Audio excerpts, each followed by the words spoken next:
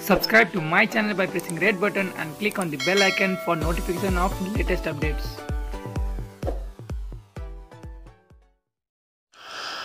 नेपालमा एकै दिन 24 जनामा नयाँ कोरोना संक्रमण फेला परेको छ।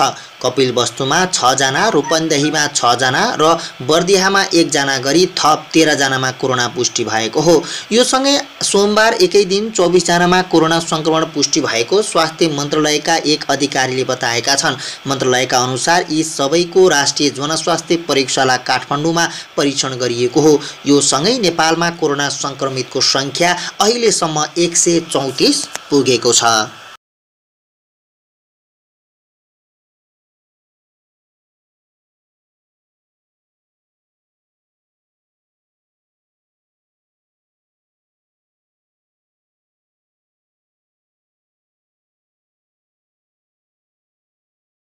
कुमार नेपालले सिमानामा काँडेतार लगाउन राखेको प्रस्तावलाई समर्थन गरेका छन्। सोमबार सामाजिक सञ्जाल फेसबुकमा स्ट्याटस लेख्दै मुख्यमन्त्री पोखरेलले सीमा क्षेत्रका जनताको सुविधाका लागि आउजाउका नाका थप गरेर भए पनि नेपाल भारत बीचको सिमानामा तारबार गर्नु आवश्यक रहेको बताएका हुन्। सोमबार प्रतिनिधि सभा अन्तर्गत अन्तर्राष्ट्रिय सम्बन्ध समितिको बैठकमा पूर्व प्रधानमन्त्री नेपालले सिमानामा घरिघरि समस्या आइरहेको भन्दै भारतीय सीमामा काँडेतार र पर्खाल लगाउने सम्म पनि सरकार अगाडि बढ्नुपर्ने बताएका थिए। मुख्यमन्त्री पोखरेलले सोही प्रस्तावप्रति समर्थन गर्दै फेसबुकमा लेखेका छन्, सामयिक र दूरगामी महत्त्वको प्रस्तावमा का लागि वरिष्ठ नेता माधव कुमार नेपाललाई हृदयदेखि नै धन्यवाद।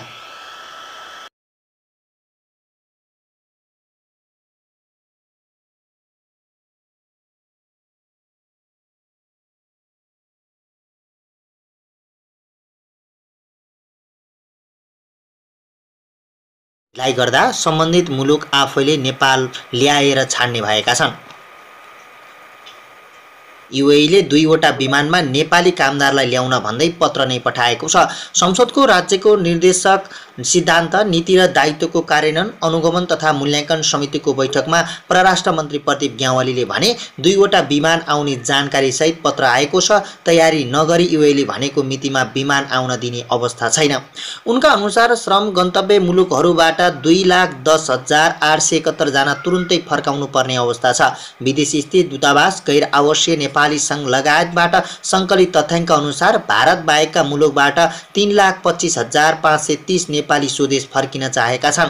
भारतबाट पनि करिब 2.5 लाख नेपाली स्वदेश फर्किन चाहेका छन्। साँच्चै सङ्कटमा परेकालाई नेपाल ल्याएर व्यवस्थापन गर्ने सम्बन्धमा तयारी अघि बढेको छ, उनले भने। भारतले मङ्गलबारदेखि रेलवे सेवा सञ्चालन गरेपछि नेपालको सीमामा आउने सङ्ख्या बढ्ने उनले बताए। त्यसले अहिलेको अवस्थामा उलटफेर ल्याइदिन्छ, परराष्ट्र मन्त्री ग्यावालीले भने। त्यसको लागि नेपालले थप तयारी गर्नुपर्नेछ। उनले अहिले विदेशबाट आउने सबै नेपालीको व्यवस्था गर्ने क्षमता सरकारसँग नभएको पनि बताएका छन्। भारतमा रहेका सबै नेपाली आउनुभयो भने गाह्रो हुन्छ, उनले भने। विमानमा आएर अलपत्र परेका नेपालीहरूको व्यवस्थाको लागि गृह मन्त्रालयले तयारी गरिरहेको छ। आज भोलि नै यो विषय टुङ्गिन्छ, परराष्ट्र मन्त्री ग्यावालीले भनेका छन्। नेपाली राष्ट्रिय फुटबल टिमका पूर्व सदस्य रञ्जित श्रेष्ठलाई कोरोना संक्रमण भएको छ। वैदेशिक रोजगारीको सिलसिलामा हाल युएईको दुबईमा रहेका उनलाई कोरोना भाइरसको संक्रमण देखिएको हो। रञ्जितले कुराकानी गर्दै आफूलाई कोरोना पोजिटिभ भएको बताएका छन्। कोरोनाको संक्रमण देखिए पनि स्वास्थ्य अवस्था सामान्य रहेको उनले जानकारी दिए। कोरोना पोजिटिभ देखिए पनि अवस्था सामान्य छ, आइसोलेसनमा बसिरहेको छु, सामाजिक सञ्जाल फेसबुकमा भिडियो पोस्ट गर्दै रञ्जितले भनेका छन्। रञ्जितले कोरोनासँग नआत्तिन सबैसँग आग्रह पनि गरेका छन्। रञ्जित सन् 2009मा बङ्गलादेशमा भएको साफ च्याम्पियनसिपमा नेपाली टिममा थिए। घरेलु फुटबल फ्रेन्ड्स क्लबबाट खेलको अनुभव पनि उनीसँग छ।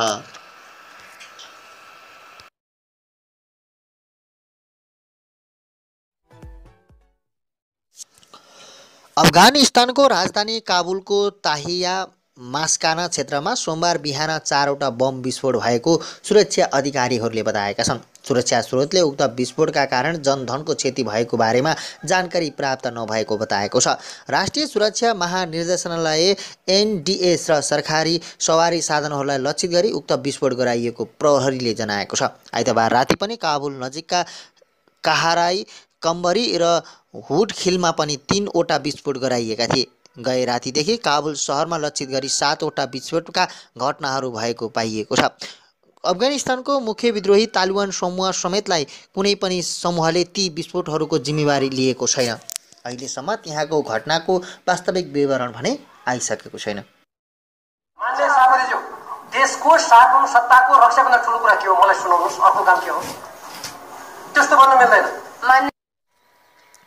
भारतीय प्रधानमन्त्री नरेन्द्र मोदी र चिनिया प्रधानमन्त्री ली खस्याङले 1 जेठ 2072 लिपु लेकलाई व्यापारिक तथा दुई देशको तीर्थयात्री आवाज जावत गर्ने केन्द्र बनाउन 1 जेठ 2072 सहमति गरे। बेजिङमा उनीहरूले 41 बुँदे संयुक्त वक्तव्य जारी गर्दा नेपालमा 7.8 म्याग्निच्युडको विनाशकारी भूकम्प गएको 1 महिना पनि पुरा भएको थिएन। करिब 9000 जनाले ज्यान गुमाएको त्यो भूकम्पपछि अर्को ठुलो पराकम्पन वैशाख 29 गते त झन् 2 दिन मात्र बितेको थियो। भूकम्पको चपेटामा चोटमा मलमपट्टि गर्न नपाउँदै सार्वभौम देश नेपालीको भूमि लिपुलेक प्रयोगबारे चीन र भारतले निर्धक्क एकतर्फी सहमति गरे। त्यो सहमतिको 5 वर्षपछि विश्व नै कोभिड-19 नोभेल कोरोना भाइरस महामारीको चपेटामा छ। यो सङ्कटपूर्ण घडीमा भारतले पिथौरागढबाट कैलाश मानसरोवर पुग्ने सडकको उद्घाटन गरेको छ। नेपाल भूमि भूकम्पले थिलो भएका बेलामा दुई देश मिलेर दिएको चोट कोरोनाको बेलामा बल्झिएको छ।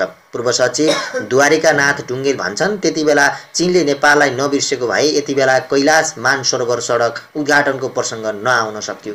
हुन पनि 2072 को सहमतिपछि नै भारतले यो लिङ्क रोड निर्माणलाई तीव्रता दियो। सन् 2015 मा भारतीय रुपैयाँ 85 करोड विनियोजन गरेको भारतले 2018 मा त्यो रोड बनाउन 390 करोड निकासा गर्यो।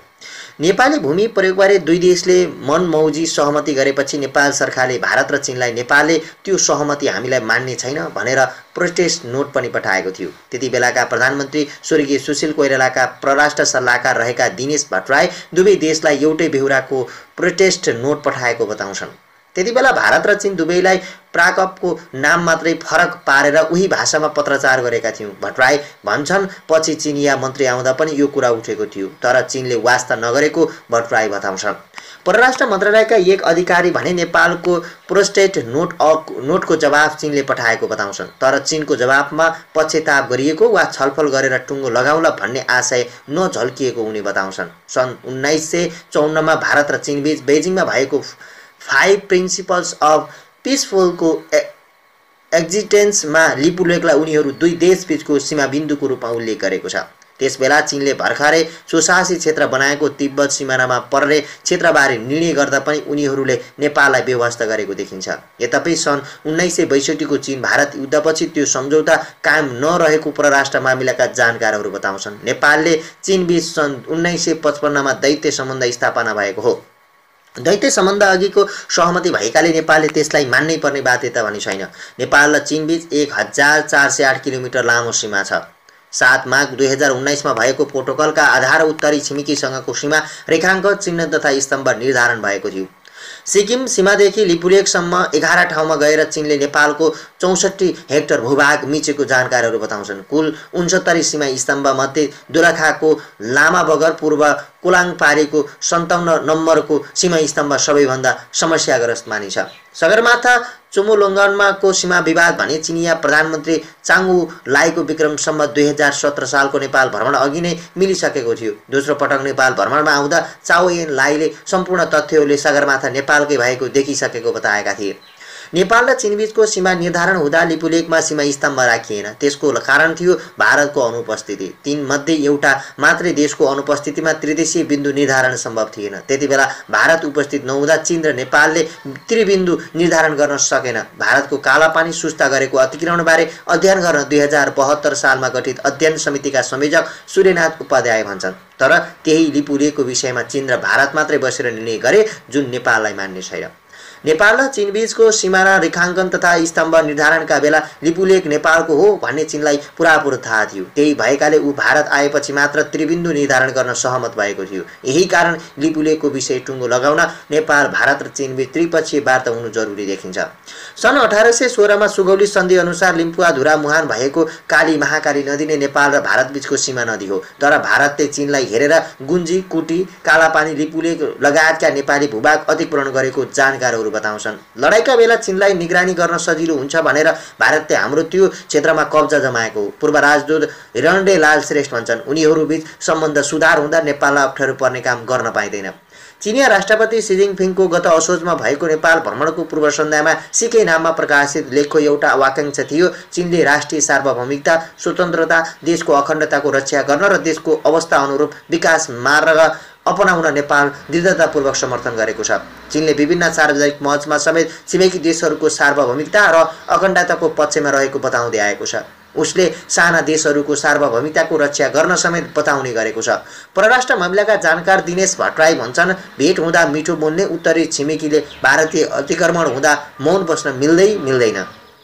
पूर्व परराष्ट्र मन्त्री समेत रहेका राष्ट्रिय प्रजातन्त्र पार्टीका अध्यक्ष कमल थापाले नेपालको सहमति बिना त्रिदेशीय बिन्दु लिपुलेखलाई व्यापारिक नाका बनाउनु आपत्तिजनक भएको बताउँछन्। नेपालको विरोधलाई व्यवस्था गर्दै सडक बनाउने भारत र सो बाटोमा यातायात सञ्चालन गर्ने दिने चीन दुवैले नेपालको सार्वभौमिकताको उपेक्षा गरेका छन्, परराष्ट्र मन्त्री थापाले ट्विटमा भनेका छन्। यस विषयमा भारत र चीनले वार्ता गर्न र प्रमाणका आधारमा त्रुटि सच्याउन तयार हुँदैनन् भने केवल वक्तव्यबाजी मात्रै गरेर हुँदैन, राष्ट्रिय सहमतिका आधारमा अन्तर्राष्ट्रियकरण गर्नुपर्छ। यसैबीच पूर्व प्रधानमन्त्री एवं नेकपा अध्यक्ष प्रचण्डले आइतबार प्रतिनिधि सभाको राज्य व्यवस्था एवं सुशासन समितिको बैठकमा बोल्दै लिपुलेखको सीमा विवादमा भारतसँग चीन समेत संलग्न भएको बताएका छन्। लिपुलेखको अतिक्रमणबारे प्रचण्डले संसदीय समितिको बैठकमा भने, यो त्रिदेशीय जस्तो बन्न गएको छ। यो दुईवटा देशले मात्र हल गरेर पनि अब अप्ठ्यारो छ। त्यो चीन पनि संलग्न भएको छ। भारत चीनको सम्झौता सहमति भएको हुनाले उनले भनेका छन्।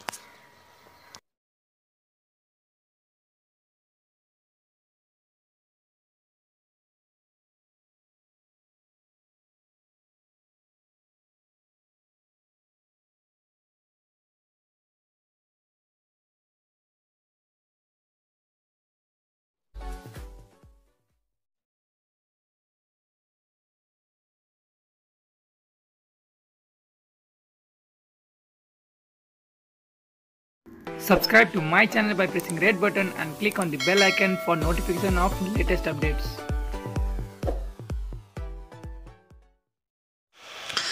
प्रदेश नम्बर 5 का मुख्यमन्त्री शङ्कर पोखरेलले पूर्व प्रधानमन्त्री माधव कुमार नेपालले सिमानामा काँडेतार लगाउन राखेको प्रस्तावलाई समर्थन गरेका छन्। सोमबार सामाजिक सञ्जाल फेसबुकमा स्ट्याटस लेख्दै मुख्यमन्त्री पोखरेलले सीमा क्षेत्रका जनताको सुविधाका लागि आउजाउका नाका थप गरेर भए पनि नेपाल भारत बीचको सिमानामा तारबार गर्नु आवश्यक रहेको बताएका हुन्। सोमबार प्रतिनिधि सभा अन्तर्गत अन्तर्राष्ट्रिय सम्बन्ध समितिको बैठकमा पूर्व प्रधानमन्त्री नेपालले सिमानामा घरिघरि समस्या आइरहेको भन्दै भारतीय सीमामा काँडेतार र पर्खाल लगाउने सम्म पनि सरकार अगाडि बढ्नुपर्ने बताएका थिए। मुख्यमन्त्री पोखरेलले सोही प्रस्तावप्रति समर्थन गर्दै फेसबुकमा लेखेका छन्, सामयिक र दूरगामी महत्त्वको प्रस्तावमा का लागि वरिष्ठ नेता माधव कुमार नेपाललाई हृदयदेखि नै धन्यवाद।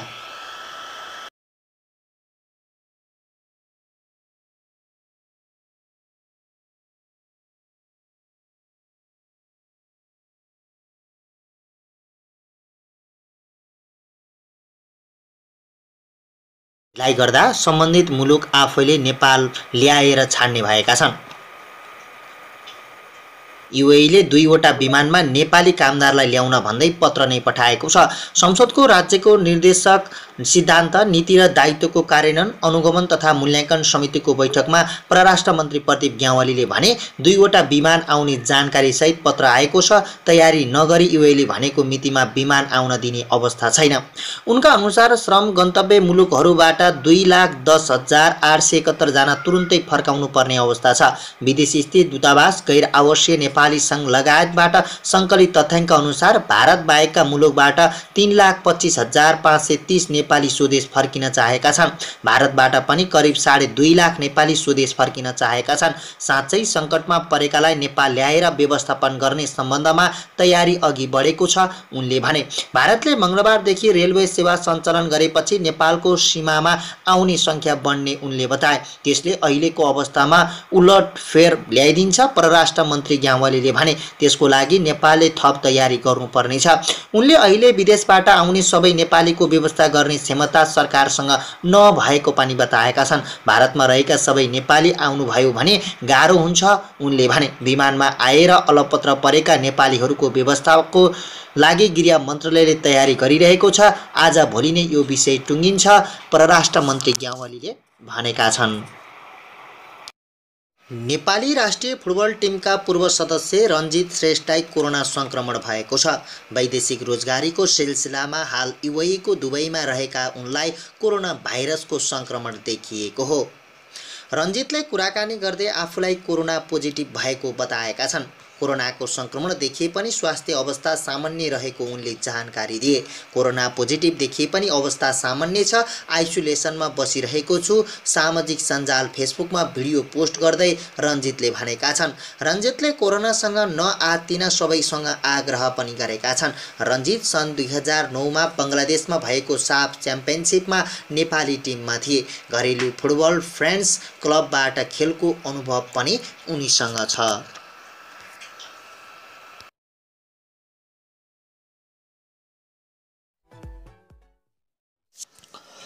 अफगानिस्तानको राजधानी काबुलको ताहिया मास्काना क्षेत्रमा सोमबार बिहान 4वटा बम विस्फोट भएको सुरक्षा अधिकारीहरूले बताएका छन्। सुरक्षा स्रोतले उक्त विस्फोटका कारण जनधनको क्षति भएको बारेमा जानकारी प्राप्त नभएको बताएको छ।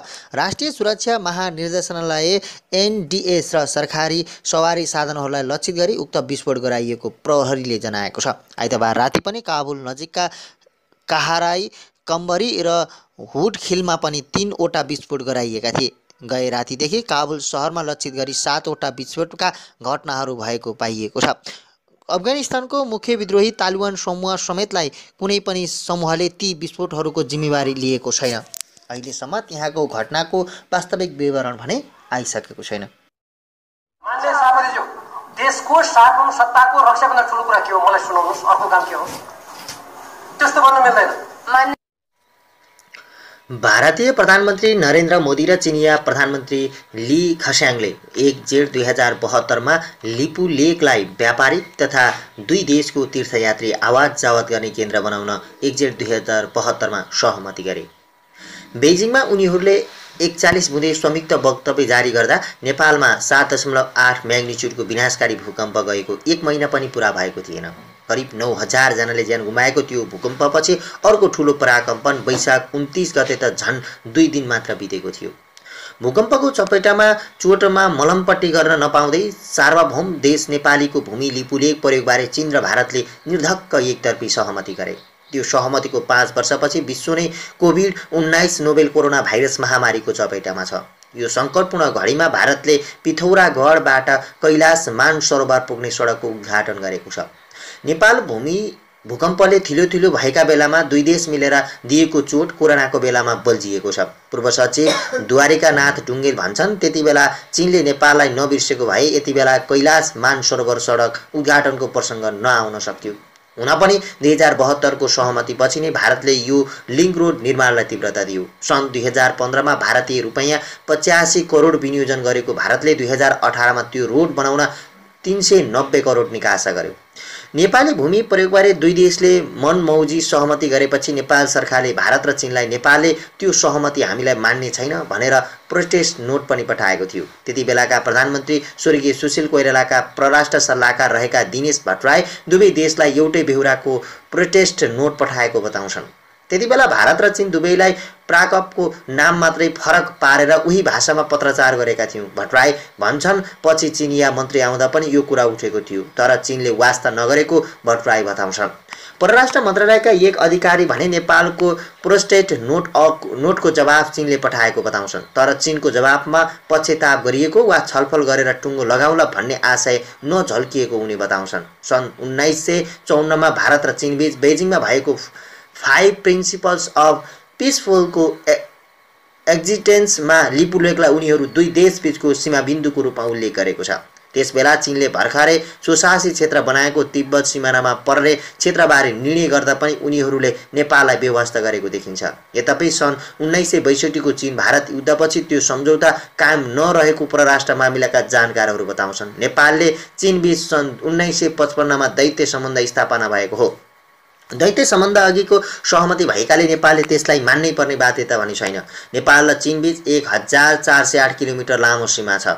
7 माघ 2019 मा भएको प्रोटोकलका आधार उत्तरी छिमेकीसँगको सीमा रेखाङ्क चिन्ह तथा स्तम्भ निर्धारण भएको थियो। सिक्किम सीमादेखि लिपुलेकसम्म 11 ठाउँमा गएर चीनले नेपालको 64 हेक्टर भूभाग मिचेको जानकारहरू बताउँछन्। कुल 69 सीमा स्तम्भ मध्ये दोलखाको लामा बगर पूर्व कोलाङपारीको 57 नम्बरको सीमा स्तम्भ सबैभन्दा समस्याग्रस्त मानिन्छ। सगरमाथा चुमुलोङ्गनमा को सीमा विवाद भने चिनिया प्रधानमन्त्री चाङु लाईको विक्रम सम्वत 2017 सालको नेपाल भ्रमण अघि नै मिलिसकेको थियो। दोस्रो पटक नेपाल भ्रमणमा आउँदा चाओ एन लाईले सम्पूर्ण तथ्यहरूले सगरमाथा नेपालकै भएको देखिसकेको बताएका थिए। नेपाल र चीनबीचको सीमा निर्धारण हुँदा लिपुलेकमा सीमा स्तम्भ राखिएन। त्यसको कारण थियो भारतको अनुपस्थिति। तीनमध्ये एउटा मात्रै देशको अनुपस्थितिमा त्रिदेशीय बिन्दु निर्धारण सम्भव थिएन। त्यतिबेला भारत उपस्थित नहुँदा चीन र नेपालले त्रिबिन्दु निर्धारण गर्न सकेन। भारतको कालापानी सुस्ता गरेको अतिक्रमणबारे अध्ययन गर्न 2072 सालमा गठित अध्ययन समितिका संयोजक सूर्यनाथ उपाध्याय भन्छन्। तर त्यही लिपुलेकको विषयमा चीन र भारत मात्रै बसेर निर्णय गरे, जुन नेपाललाई मान्ने छैन। नेपाल र चीनबीचको सीमाना रेखाङ्कन तथा स्तम्भ निर्धारणका बेला लिपुलेक नेपालको हो भन्ने चीनलाई पुरापुरो थाहा थियो। त्यही भएकाले ऊ भारत आएपछि मात्र त्रिबिन्दु निर्धारण गर्न सहमत भएको थियो। यही कारण लिपुलेकको विषय टुङ्गो लगाउन नेपाल, भारत र चीनबीच त्रिपक्षीय वार्ता हुनु जरुरी देखिन्छ। सन् 1816 मा सुगौली सन्धि अनुसार लिम्पुवाधुरा मुहान भएको काली महाकाली नदी नै नेपाल र भारतबीचको सीमा नदी हो। तर भारतले चीनलाई हेरेर गुन्जी, कुटी, कालापानी, लिपुलेक लगायतका नेपाली भूभाग अतिक्रमण गरेको जानकारहरू बताउँछन्। लडाईका बेला चीनलाई निगरानी गर्न सजिलो हुन्छ भनेर भारतले हाम्रो त्यो क्षेत्रमा कब्जा जमाएको हो। पूर्व राजदूत हिरणडे लाल श्रेष्ठ भन्छन्। उनीहरूबीच सम्बन्ध सुधार हुँदा नेपाललाई अप्ठ्यारो पर्ने काम गर्न पाइँदैन। चिनिया राष्ट्रपति सी जिनपिङको गत असोजमा भएको नेपाल भ्रमणको पूर्व सन्ध्यामा सिकै नाममा प्रकाशित लेखको एउटा वाक्यांश थियो, चीनले राष्ट्रिय सार्वभौमिकता, स्वतन्त्रता, देशको अखण्डताको रक्षा गर्न र देशको अवस्था अनुरूप विकास मार्ग अपनाउन नेपाल दृढतापूर्वक समर्थन गरेको छ। चीनले विभिन्न सार्वजनिक मञ्चमा समेत छिमेकी देशहरूको सार्वभौमिकता र अखण्डताको पक्षमा रहेको बताउँदै आएको छ। उसले साना देशहरूको सार्वभौमिकताको रक्षा गर्न समेत बताउने गरेको छ। परराष्ट्र मामिलाका जानकार दिनेश भट्टराई भन्छन्, भेट हुँदा मिठो बोल्ने उत्तरी छिमेकीले भारतीय अतिक्रमण हुँदा मौन बस्न मिल्दैन। पूर्व परराष्ट्र मन्त्री समेत रहेका राष्ट्रिय प्रजातन्त्र पार्टीका अध्यक्ष कमल थापाले नेपालको सहमति बिना त्रिदेशीय बिन्दु लिपुलेकलाई व्यापारिक नाका बनाउनु आपत्तिजनक भएको बताउँछन्। नेपालको विरोधलाई व्यवस्था गर्दै सडक बनाउने भारत र सो बाटोमा यातायात सञ्चालन गर्ने दिने चीन दुवैले नेपालको सार्वभौमिकताको उपेक्षा गरेका छन्। परराष्ट्र मन्त्री थापाले ट्विटमा भनेका छन्, यस विषयमा भारत र चीनले वार्ता गर्न र प्रमाणका आधारमा त्रुटि सच्याउन तयार हुँदैनन् भने केवल वक्तव्यबाजी मात्रै गरेर हुँदैन, राष्ट्रिय सहमतिका आधारमा अन्तर्राष्ट्रियकरण गर्नुपर्छ।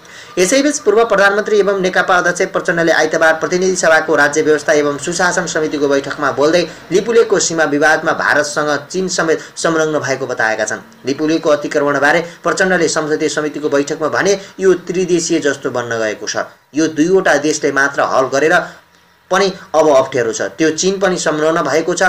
भारत चीनको सम्झौता सहमति भएको हुनाले उनले भनेका छन्।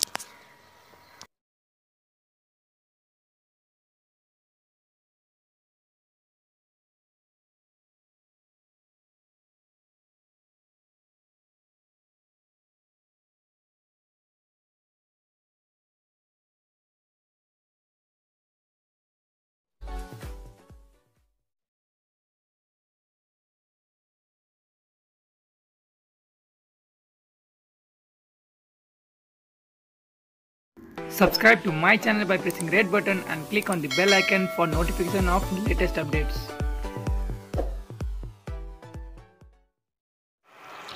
लिपुलेकमा नेपाली भूमि अतिक्रमण गरेर भारतले तिब्बतको मानसरोवर जोड्ने सडक बनाएपछि नेपालमा आक्रोश बढेको छ।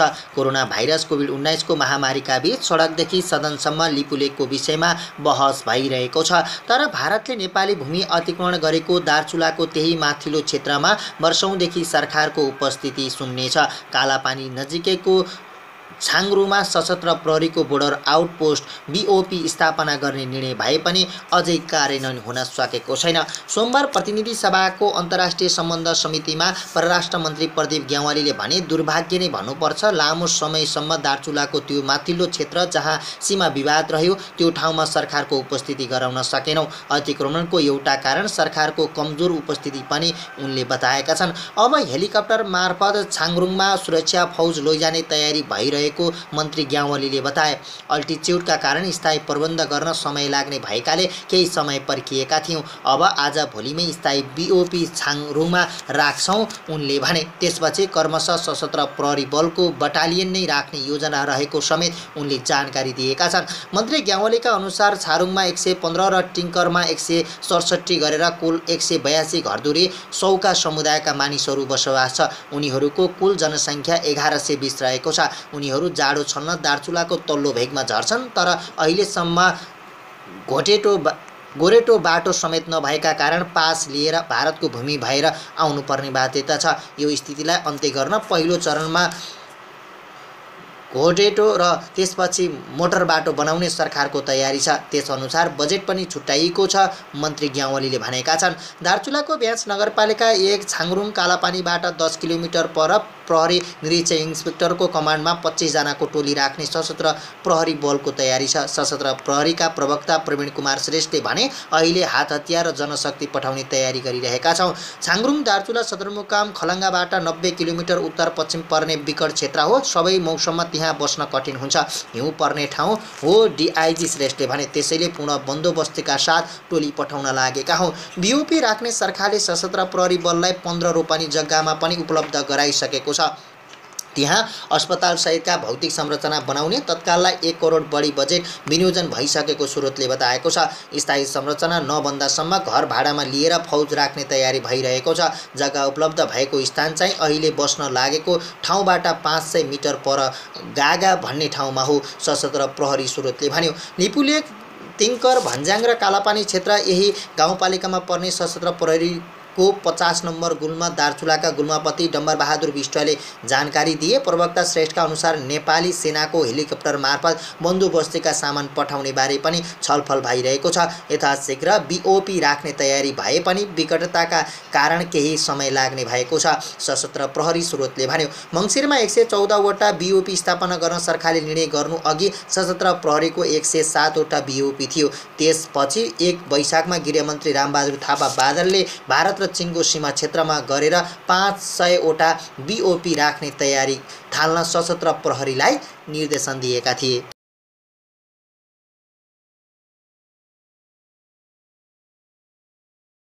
लाई गर्दा सम्बन्धित मुलुक आफैले नेपाल ल्याएर छाड्ने भएका छन्। UAE ले 2 वटा विमानमा नेपाली कामदारलाई ल्याउन भन्दै पत्र नै पठाएको छ। संसदको राज्यको निर्देशक सिद्धान्त, नीति र दायित्वको कार्यान्वयन, अनुगमन तथा मूल्याङ्कन समितिको बैठकमा परराष्ट्र मन्त्री प्रदीप ग्यावालीले भने 2 वटा विमान आउने जानकारी सहित पत्र आएको छ। तयारी नगरी UAE ले भनेको मितिमा विमान आउन दिने अवस्था छैन। उनका अनुसार श्रम गन्तव्य मुलुकहरूबाट 2,10,871 जना तुरुन्तै फर्काउनु पर्ने अवस्था छ। विदेशी स्थित दूतावास, गैर आवासीय नेपाली संघ लगायतबाट सङ्कलित तथ्याङ्क अनुसार भारत बाहेकका मुलुकबाट 3,25,530 नेपाली स्वदेश फर्किन चाहेका छन्। भारतबाट पनि करिब 2.5 लाख नेपाली स्वदेश फर्किन चाहेका छन्। साँच्चै सङ्कटमा परेकालाई नेपाल ल्याएर व्यवस्थापन गर्ने सम्बन्धमा तयारी अघि बढेको छ, उनले भने। भारतले मङ्गलबारदेखि रेलवे सेवा सञ्चालन गरेपछि नेपालको सीमामा आउने सङ्ख्या बढ्ने उनले बताए। त्यसले अहिलेको अवस्थामा उलटफेर ल्याइदिन्छ। परराष्ट्र मन्त्री ग्यावाली ग्यावालीले भने त्यसको लागि नेपालले थप तयारी गर्नुपर्नेछ। उनले अहिले विदेशबाट आउने सबै नेपालीको व्यवस्था गर्ने क्षमता सरकारसँग नभएको पनि बताएका छन्। भारतमा रहेका सबै नेपाली आउनुभयो भने गाह्रो हुन्छ उनले भने। विमानमा आएर अलपत्र परेका नेपालीहरूको व्यवस्थाको लागि गृह मन्त्रालयले तयारी गरिरहेको छ। आज भोलि नै यो विषय टुङ्गिन्छ, परराष्ट्र मन्त्री ग्यावालीले भनेका छन्। नेपाली राष्ट्रिय फुटबल टिमका पूर्व सदस्य रञ्जित श्रेष्ठलाई कोरोना संक्रमण भएको छ। वैदेशिक रोजगारीको सिलसिलामा हाल युएईको दुबईमा रहेका उनलाई कोरोना भाइरसको संक्रमण देखिएको हो।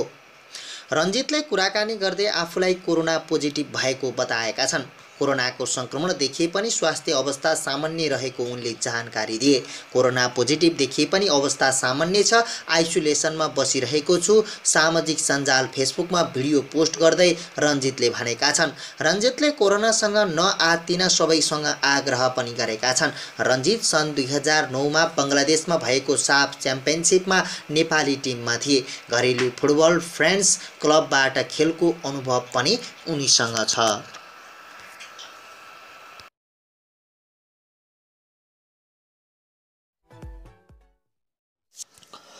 अफगानिस्तानको राजधानी काबुलको ताहिया मास्काना क्षेत्रमा सोमबार बिहान 4वटा बम विस्फोट भएको सुरक्षा अधिकारीहरूले बताएका छन्। सुरक्षा स्रोतले उक्त विस्फोटका कारण जनधनको क्षति भएको बारेमा जानकारी प्राप्त नभएको बताएको छ।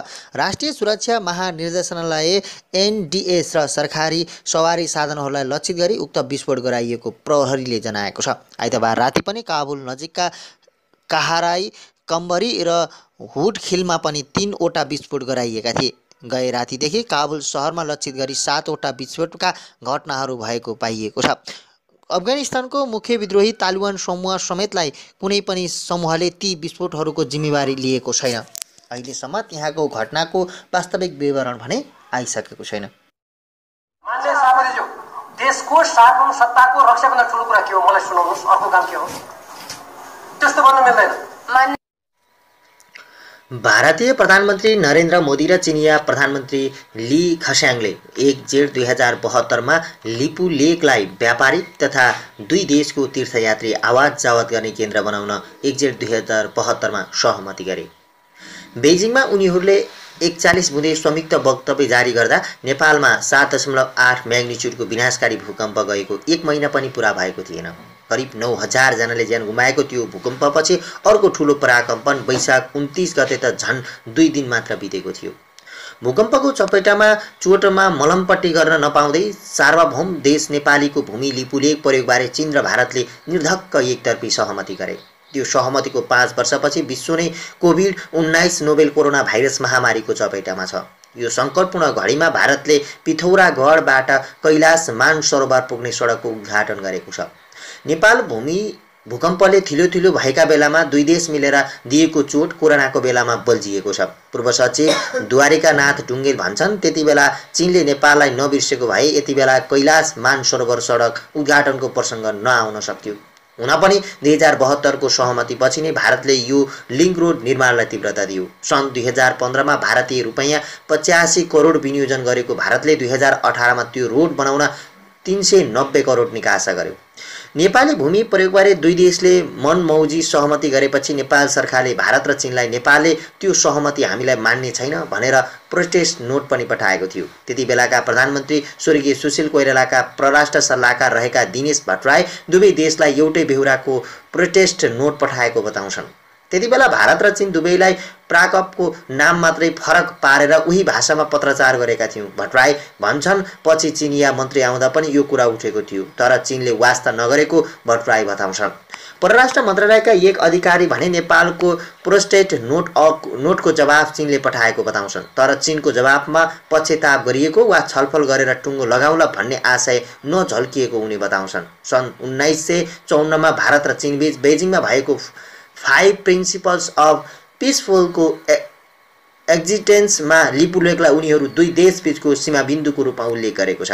त्यसबेला चीनले भर्खरै स्वशासी क्षेत्र बनाएको तिब्बत सिमानामा पर्ने क्षेत्रबारे निर्णय गर्दा पनि उनीहरूले नेपाललाई बेवास्ता गरेको देखिन्छ। यद्यपि सन् 1962 को चीन भारत युद्धपछि त्यो सम्झौता कायम नरहेको परराष्ट्र मामिलाका जानकारहरू बताउँछन्। नेपालले चीनबीच सन् 1955 मा दैत्य सम्बन्ध स्थापना भएको हो। दैत्य सम्बन्ध अघिको सहमति भएकाले नेपालले त्यसलाई मान्नै पर्ने बाध्यता पनि छैन। नेपाल र चीनबीच 1408 किलोमिटर लामो सीमा छ। 7 माघ 2019 मा भएको प्रोटोकलका आधार उत्तरी छिमेकीसँगको सीमा रेखाङ्क चिन्ह तथा स्तम्भ निर्धारण भएको थियो। सिक्किम सीमादेखि लिपुलेकसम्म 11 ठाउँमा गएर चीनले नेपालको 64 हेक्टर भूभाग मिचेको जानकारहरू बताउँछन्। कुल 69 सीमा स्तम्भ मध्ये दोलखाको लामा बगर पूर्व कोलाङपारीको 57 नम्बरको सीमा स्तम्भ सबैभन्दा समस्याग्रस्त मानिन्छ। सगरमाथा चुमुलोङ्गनमा सीमा विवाद भने चिनिया प्रधानमन्त्री चाङु लाईको विक्रम सम्वत 2017 सालको नेपाल भ्रमण अघि नै मिलिसकेको थियो। दोस्रो पटक नेपाल भ्रमणमा आउँदा चाओ एन लाईले सम्पूर्ण तथ्यहरूले सगरमाथा नेपालकै भएको देखिसकेको बताएका थिए। नेपाल र चीनबीचको सीमा निर्धारण हुँदा लिपुलेकमा सीमा स्तम्भ राखिएन। त्यसको कारण थियो भारतको अनुपस्थिति। तीनमध्ये एउटा मात्रै देशको अनुपस्थितिमा त्रिदेशीय बिन्दु निर्धारण सम्भव थिएन। त्यतिबेला भारत उपस्थित नहुँदा चीन र नेपालले त्रिबिन्दु निर्धारण गर्न सकेन। भारतको कालापानी सुस्ता गरेको अतिक्रमणबारे अध्ययन गर्न 2072 सालमा गठित अध्ययन समितिका संयोजक सूर्यनाथ उपाध्याय भन्छन्। तर त्यही लिपुलेकको विषयमा चीन र भारत मात्रै बसेर निर्णय गरे, जुन नेपाललाई मान्ने छैन। नेपाल र चीनबीचको सीमाना रेखाङ्कन तथा स्तम्भ निर्धारणका बेला लिपुलेक नेपालको हो भन्ने चीनलाई पुरापुरो थाहा थियो। त्यही भएकाले ऊ भारत आएपछि मात्र त्रिबिन्दु निर्धारण गर्न सहमत भएको थियो। यही कारण लिपुलेकको विषय टुङ्गो लगाउन नेपाल, भारत र चीनबीच त्रिपक्षीय वार्ता हुनु जरुरी देखिन्छ। सन् 1816 मा सुगौली सन्धि अनुसार लिम्पुवाधुरा मुहान भएको काली महाकाली नदी नै नेपाल र भारतबीचको सीमा नदी हो। तर भारतले चीनलाई हेरेर गुन्जी, कुटी, कालापानी, लिपुलेक लगायतका नेपाली भूभाग अतिक्रमण गरेको जानकारहरू बताउँछन्। लडाईका बेला चीनलाई निगरानी गर्न सजिलो हुन्छ भनेर भारतले हाम्रो त्यो क्षेत्रमा कब्जा जमाएको हो। पूर्व राजदूत हिरणडे लाल श्रेष्ठ भन्छन्। उनीहरूबीच सम्बन्ध सुधार हुँदा नेपाललाई अप्ठ्यारो पर्ने काम गर्न पाइँदैन। चीनिया राष्ट्रपति सी जिनपिङको गत असोजमा भएको नेपाल भ्रमणको पूर्व सन्ध्यामा सिकै नाममा प्रकाशित लेखको एउटा वाक्यांश थियो, चीनले राष्ट्रिय सार्वभौमिकता, स्वतन्त्रता, देशको अखण्डताको रक्षा गर्न र देशको अवस्था अनुरूप विकास मार्ग अपनाउन नेपाल दृढतापूर्वक समर्थन गरेको छ। चीनले विभिन्न सार्वजनिक मञ्चमा समेत छिमेकी देशहरूको सार्वभौमिकता र अखण्डताको पक्षमा रहेको बताउँदै आएको छ। उसले साना देशहरूको सार्वभौमिकताको रक्षा गर्न समेत बताउने गरेको छ। परराष्ट्र मामिलाका जानकार दिनेश भट्टराई भन्छन्, भेट हुँदा मिठो बोल्ने उत्तरी छिमेकीले भारतीय अतिक्रमण हुँदा मौन बस्न मिल्दैन। पूर्व परराष्ट्र मन्त्री समेत रहेका राष्ट्रिय प्रजातन्त्र पार्टीका अध्यक्ष कमल थापाले नेपालको सहमति बिना त्रिदेशीय बिन्दु लिपुलेकलाई व्यापारिक नाका बनाउनु आपत्तिजनक भएको बताउँछन्। नेपालको विरोधलाई व्यवस्था गर्दै सडक बनाउने भारत र सो बाटोमा यातायात सञ्चालन गर्ने दिने चीन दुवैले नेपालको सार्वभौमिकताको उपेक्षा गरेका छन्। परराष्ट्र मन्त्री थापाले ट्विटमा भनेका छन्, यस विषयमा भारत र चीनले वार्ता गर्न र प्रमाणका आधारमा त्रुटि सच्याउन तयार हुँदैनन् भने केवल वक्तव्यबाजी मात्रै गरेर हुँदैन, राष्ट्रिय सहमतिका आधारमा अन्तर्राष्ट्रियकरण गर्नुपर्छ।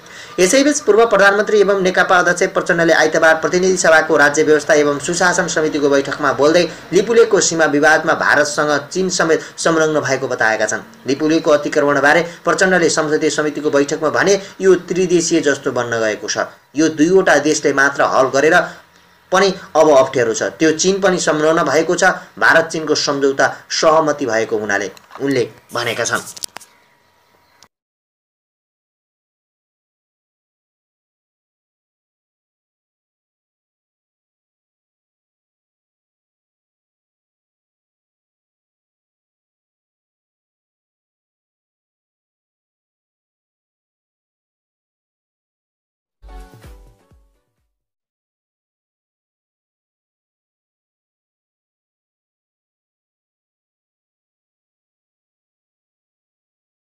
Subscribe to my channel by pressing red button and click on the bell icon for notification of latest updates.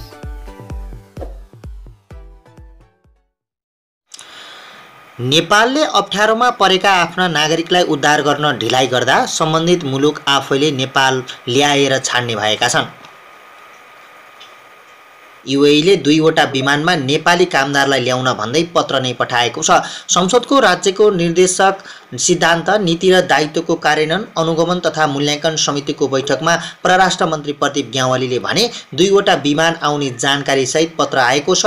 तयारी नगरी युएले भनेको मितिमा विमान आउन दिने अवस्था छैन। उनका अनुसार श्रम गन्तव्य मुलुकहरूबाट 2,10,871 जना तुरुन्तै फर्काउनु पर्ने अवस्था छ। विदेशी स्थित दूतावास, गैर आवासीय नेपाली सङ्घ लगायतबाट सङ्कलित तथ्याङ्क अनुसार भारत बाहेकका मुलुकबाट 3,25,530 नेपाली स्वदेश फर्किन चाहेका छन्। भारतबाट पनि करिब 2.5 लाख नेपाली स्वदेश फर्किन चाहेका छन्। साँच्चै सङ्कटमा परेकालाई नेपाल ल्याएर व्यवस्थापन गर्ने सम्बन्धमा तयारी अघि बढेको छ, उनले भने। भारतले मङ्गलबारदेखि रेलवे सेवा सञ्चालन गरेपछि नेपालको सीमामा आउने सङ्ख्या बढ्ने उनले बताए। त्यसले अहिलेको अवस्थामा उलटफेर ल्याइदिन्छ, परराष्ट्र मन्त्री ग्यावालीले भने। त्यसको लागि नेपालले थप तयारी गर्नुपर्नेछ।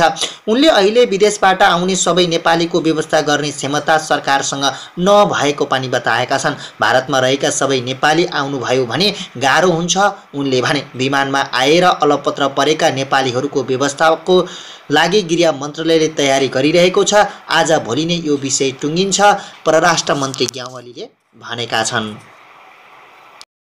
नेपाली राष्ट्रिय फुटबल टिमका पूर्व सदस्य रञ्जित श्रेष्ठलाई कोरोना सङ्क्रमण भएको छ। वैदेशिक रोजगारीको सिलसिलामा हाल युएईको दुबईमा रहेका उनलाई कोरोना भाइरसको सङ्क्रमण देखिएको हो। रञ्जितले कुराकानी गर्दै आफूलाई कोरोना पोजिटिभ भएको बताएका छन्। कोरोनाको सङ्क्रमण देखिए पनि स्वास्थ्य अवस्था सामान्य रहेको उनले जानकारी दिए। कोरोना पोजिटिभ देखिए पनि अवस्था सामान्य छ, आइसोलेसनमा बसिरहेको छु, सामाजिक सञ्जाल फेसबुकमा भिडियो पोस्ट गर्दै रञ्जितले भनेका छन्। रञ्जितले कोरोनासँग नआत्तिन सबैसँग आग्रह पनि गरेका छन्। रञ्जित सन् 2009मा बङ्गलादेशमा भएको साफ च्याम्पियनसिपमा नेपाली टिममा थिए। घरेलु फुटबल फ्रेन्ड्स क्लबबाट खेलको अनुभव पनि उनीसँग छ।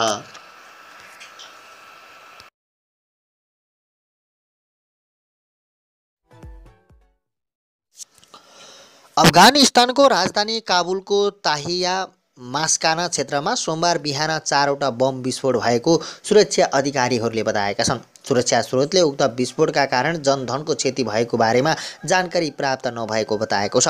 राष्ट्रिय सुरक्षा महानिर्देशनालय एनडीएस र सरकारी सवारी साधनहरूलाई लक्षित गरी उक्त विस्फोट गराइएको प्रहरीले जनाएको छ। आइतबार राति पनि काबुल नजिकका काहाराई, कम्बरी र हुडखिलमा पनि 3वटा विस्फोट गराइएका थिए। गए रातिदेखि काबुल शहरमा लक्षित गरी 7वटा विस्फोटका घटनाहरू भएको पाइएको छ। अफगानिस्तानको मुख्य विद्रोही तालिबान समूह समेतलाई कुनै पनि समूहले ती विस्फोटहरूको जिम्मेवारी लिएको छैन।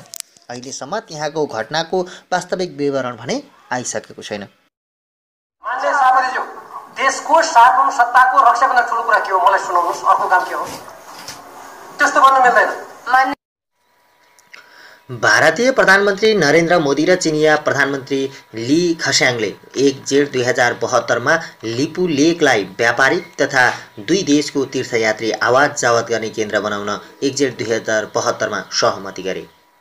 बेजिङमा उनीहरूले 41 बुँदे संयुक्त वक्तव्य जारी गर्दा नेपालमा 7.8 म्याग्निच्युडको विनाशकारी भूकम्प गएको 1 महिना पनि पुरा भएको थिएन। करिब 9,000 जनाले ज्यान गुमाएको त्यो भूकम्पपछि अर्को ठुलो पराकम्पन वैशाख 29 गते त झन् 2 दिन मात्र बितेको थियो। भूकम्पको चपेटामा चोटमा मलमपट्टि गर्न नपाउँदै सार्वभौम देश नेपालीको भूमि लिपुलेक प्रयोगबारे चीन र भारतले निर्धक्क एकतर्फी सहमति गरे। त्यो सहमतिको 5 वर्षपछि विश्व नै कोभिड-19 नोभेल कोरोना भाइरस महामारीको चपेटामा छ। यो सङ्कटपूर्ण घडीमा भारतले पिथौरागढबाट कैलाश मानसरोवर पुग्ने सडकको उद्घाटन गरेको छ। नेपाल भूमि भूकम्पले थिलो भएका बेलामा दुई देश मिलेर दिएको चोट कोरोनाको बेलामा बल्झिएको छ। पूर्व सचिव द्वारिकानाथ ढुङ्गेल भन्छन्, त्यति बेला चीनले नेपाललाई नबिर्सेको भए यति बेला कैलाश मानसरोवर सडक उद्घाटनको प्रसङ्ग नआउन सक्थ्यो। हुन पनि 2072को सहमतिपछि नै भारतले यो लिङ्क रोड निर्माणलाई तीव्रता दियो। सन् 2015मा भारतीय रुपैयाँ 85 करोड विनियोजन गरेको भारतले 2018मा त्यो रोड बनाउन 390 करोड निकासा गर्यो।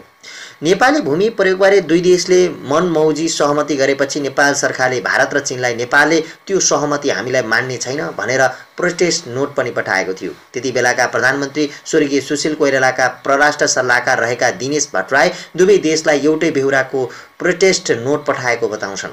त्यतिबेला भारत र चीन दुवैलाई प्राकको नाम मात्रै फरक पारेर उही भाषामा पत्रचार गरेका थियौँ। भट्टराई भन्छन् पछि चिनिया मन्त्री आउँदा पनि यो कुरा उठेको थियो, तर चीनले वास्ता नगरेको भट्टराई बताउँछन्। परराष्ट्र मन्त्रालयका एक अधिकारी भने नेपालको प्रोस्टेट नोटको जवाफ चीनले पठाएको बताउँछन्, तर चीनको जवाफमा पक्षताप गरिएको वा छलफल गरेर टुङ्गो लगाउला भन्ने आशय नझल्किएको उनी बताउँछन्। सन् 1954मा भारत र चीनबीच बेजिङमा भएको 5 प्रिन्सिपल्स अफ पिसफुलको एक्जिस्टेन्समा लिपुलेखलाई उनीहरू दुई देशबीचको सीमाबिन्दुको रूपमा उल्लेख गरेको छ। त्यसबेला चीनले भर्खरै स्वशासी क्षेत्र बनाएको तिब्बत सिमानामा पर्ने क्षेत्रबारे निर्णय गर्दा पनि उनीहरूले नेपाललाई बेवास्ता गरेको देखिन्छ। यद्यपि सन् 1962को चीन भारत युद्धपछि त्यो सम्झौता कायम नरहेको परराष्ट्र मामिलाका जानकारहरू बताउँछन्। नेपालले चीनबीच सन् 1955मा दैत्य सम्बन्ध स्थापना भएको हो। दैत्य सम्बन्ध अघिको सहमति भएकाले नेपालले त्यसलाई मान्नै पर्ने बाध्यता पनि छैन। नेपाल र चीनबीच 1408 किलोमिटर लामो सीमा छ। 7 माघ 2019मा भएको प्रोटोकलका आधार उत्तरी छिमेकीसँगको सीमा रेखाङ्क चिह्न तथा स्तम्भ निर्धारण भएको थियो। सिक्किम सीमादेखि लिपुलेखसम्म 11 ठाउँमा गएर चीनले नेपालको 64 हेक्टर भूभाग मिचेको जानकारहरू बताउँछन्। कुल 69 सीमा स्तम्भमध्ये दोलखाको लामा बगर पूर्व कोलाङपारीको 57 नम्बरको सीमा स्तम्भ सबैभन्दा समस्याग्रस्त मानिन्छ। सगरमाथा चुमुलोङ्गनको सीमा विवाद भने चिनिया प्रधानमन्त्री चाङ लाईको विक्रम सम्वत 2017 सालको नेपाल भ्रमण अघि नै मिलिसकेको थियो। दोस्रो पटक नेपाल भ्रमणमा आउँदा चाओ एन लाईले सम्पूर्ण तथ्यहरूले सगरमाथा नेपालकै भएको देखिसकेको बताएका थिए। नेपाल र चीनबीचको सीमा निर्धारण हुँदा लिपुलेखमा सीमा स्तम्भ राखिएन। त्यसको कारण थियो भारतको अनुपस्थिति। तीनमध्ये एउटा मात्रै देशको अनुपस्थितिमा त्रिदेशीय बिन्दु निर्धारण सम्भव थिएन। त्यतिबेला भारत उपस्थित नहुँदा चीन र नेपालले त्रिबिन्दु निर्धारण गर्न सकेन। भारतको कालापानी सुस्ता गरेको अतिक्रमणबारे अध्ययन गर्न 2072 सालमा गठित अध्ययन समितिका संयोजक सूर्यनाथ उपाध्याय भन्छन्। तर त्यही लिपुलेखको विषयमा चीन र भारत मात्रै बसेर निर्णय गरे, जुन नेपाललाई मान्ने छैन। नेपाल र चीनबीचको सिमाना रेखाङ्कन तथा स्तम्भ निर्धारणका बेला लिपुलेख नेपालको हो भन्ने चीनलाई पुरापुर थाहा थियो। त्यही भएकाले ऊ भारत आएपछि मात्र त्रिबिन्दु निर्धारण गर्न सहमत भएको थियो। यही कारण लिपुलेखको विषय टुङ्गो लगाउन नेपाल, भारत र चीनबीच त्रिपक्षीय वार्ता हुनु जरुरी देखिन्छ।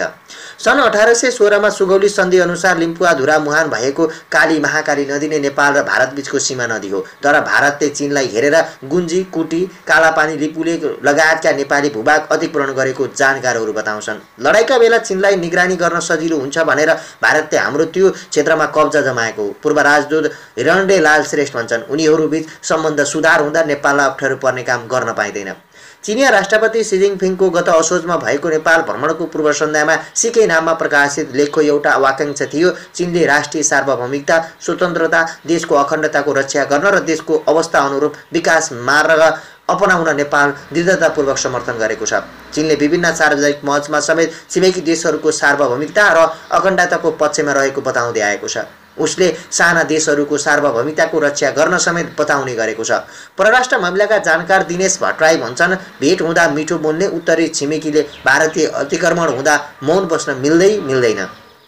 पूर्व परराष्ट्र मन्त्री समेत रहेका राष्ट्रिय प्रजातन्त्र पार्टीका अध्यक्ष कमल थापाले नेपालको सहमति बिना त्रिदेशीय बिन्दु लिपुलेखलाई व्यापारिक नाका बनाउनु आपत्तिजनक भएको बताउँछन्। नेपालको विरोधलाई व्यवस्था गर्दै सडक बनाउने भारत र सो बाटोमा यातायात सञ्चालन गर्ने दिने चीन दुवैले नेपालको सार्वभौमिकताको उपेक्षा गरेका छन्। परराष्ट्र मन्त्री थापाले ट्विटमा भनेका छन्, यस विषयमा भारत र चीनले वार्ता गर्न र प्रमाणका आधारमा त्रुटि सच्याउन तयार हुँदैनन् भने केवल वक्तव्यबाजी मात्रै गरेर हुँदैन, राष्ट्रिय सहमतिका आधारमा अन्तर्राष्ट्रियकरण गर्नुपर्छ। यसैबीच पूर्व प्रधानमन्त्री एवं नेकपा अध्यक्ष प्रचण्डले आइतबार प्रतिनिधि सभाको राज्य व्यवस्था एवं सुशासन समितिको बैठकमा बोल्दै लिपुलेखको सीमा विवादमा भारतसँग चीन समेत संलग्न भएको बताएका छन्। लिपुलेखको अतिक्रमणबारे प्रचण्डले संसदीय समितिको बैठकमा भने, यो त्रिदेशीय जस्तो बन्न गएको छ। यो दुईवटा देशले मात्र हल गरेर पनि अब अप्ठ्यारो छ। त्यो चीन पनि संलग्न भएको छ। भारत चीनको सम्झौता सहमति भएको हुनाले उनले भनेका छन्।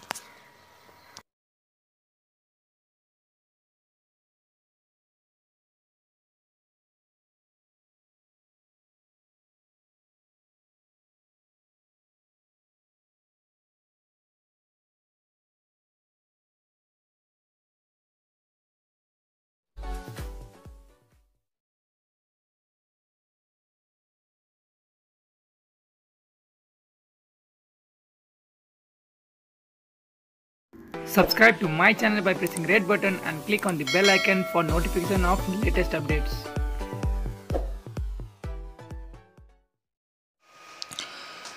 नेपाली राष्ट्रिय फुटबल टिमका पूर्व सदस्य रञ्जित श्रेष्ठलाई कोरोना संक्रमण भएको छ। वैदेशिक रोजगारीको सिलसिलामा हाल युएईको दुबईमा रहेका उनलाई कोरोना भाइरसको संक्रमण देखिएको हो। रञ्जितले कुराकानी गर्दै आफूलाई कोरोना पोजिटिभ भएको बताएका छन्। कोरोनाको संक्रमण देखिए पनि स्वास्थ्य अवस्था सामान्य रहेको उनले जानकारी दिए। कोरोना पोजिटिभ देखिए पनि अवस्था सामान्य छ, आइसोलेसनमा बसिरहेको छु। सामाजिक सञ्जाल फेसबुकमा भिडियो पोस्ट गर्दै रञ्जितले भनेका छन्। रञ्जितले कोरोनासँग नआत्तिन सबैसँग आग्रह पनि गरेका छन्। रञ्जित सन् 2009मा बङ्गलादेशमा भएको साफ च्याम्पियनसिपमा नेपाली टिममा थिए। घरेलु फुटबल फ्रेन्ड्स क्लबबाट खेलको अनुभव पनि उनीसँग छ।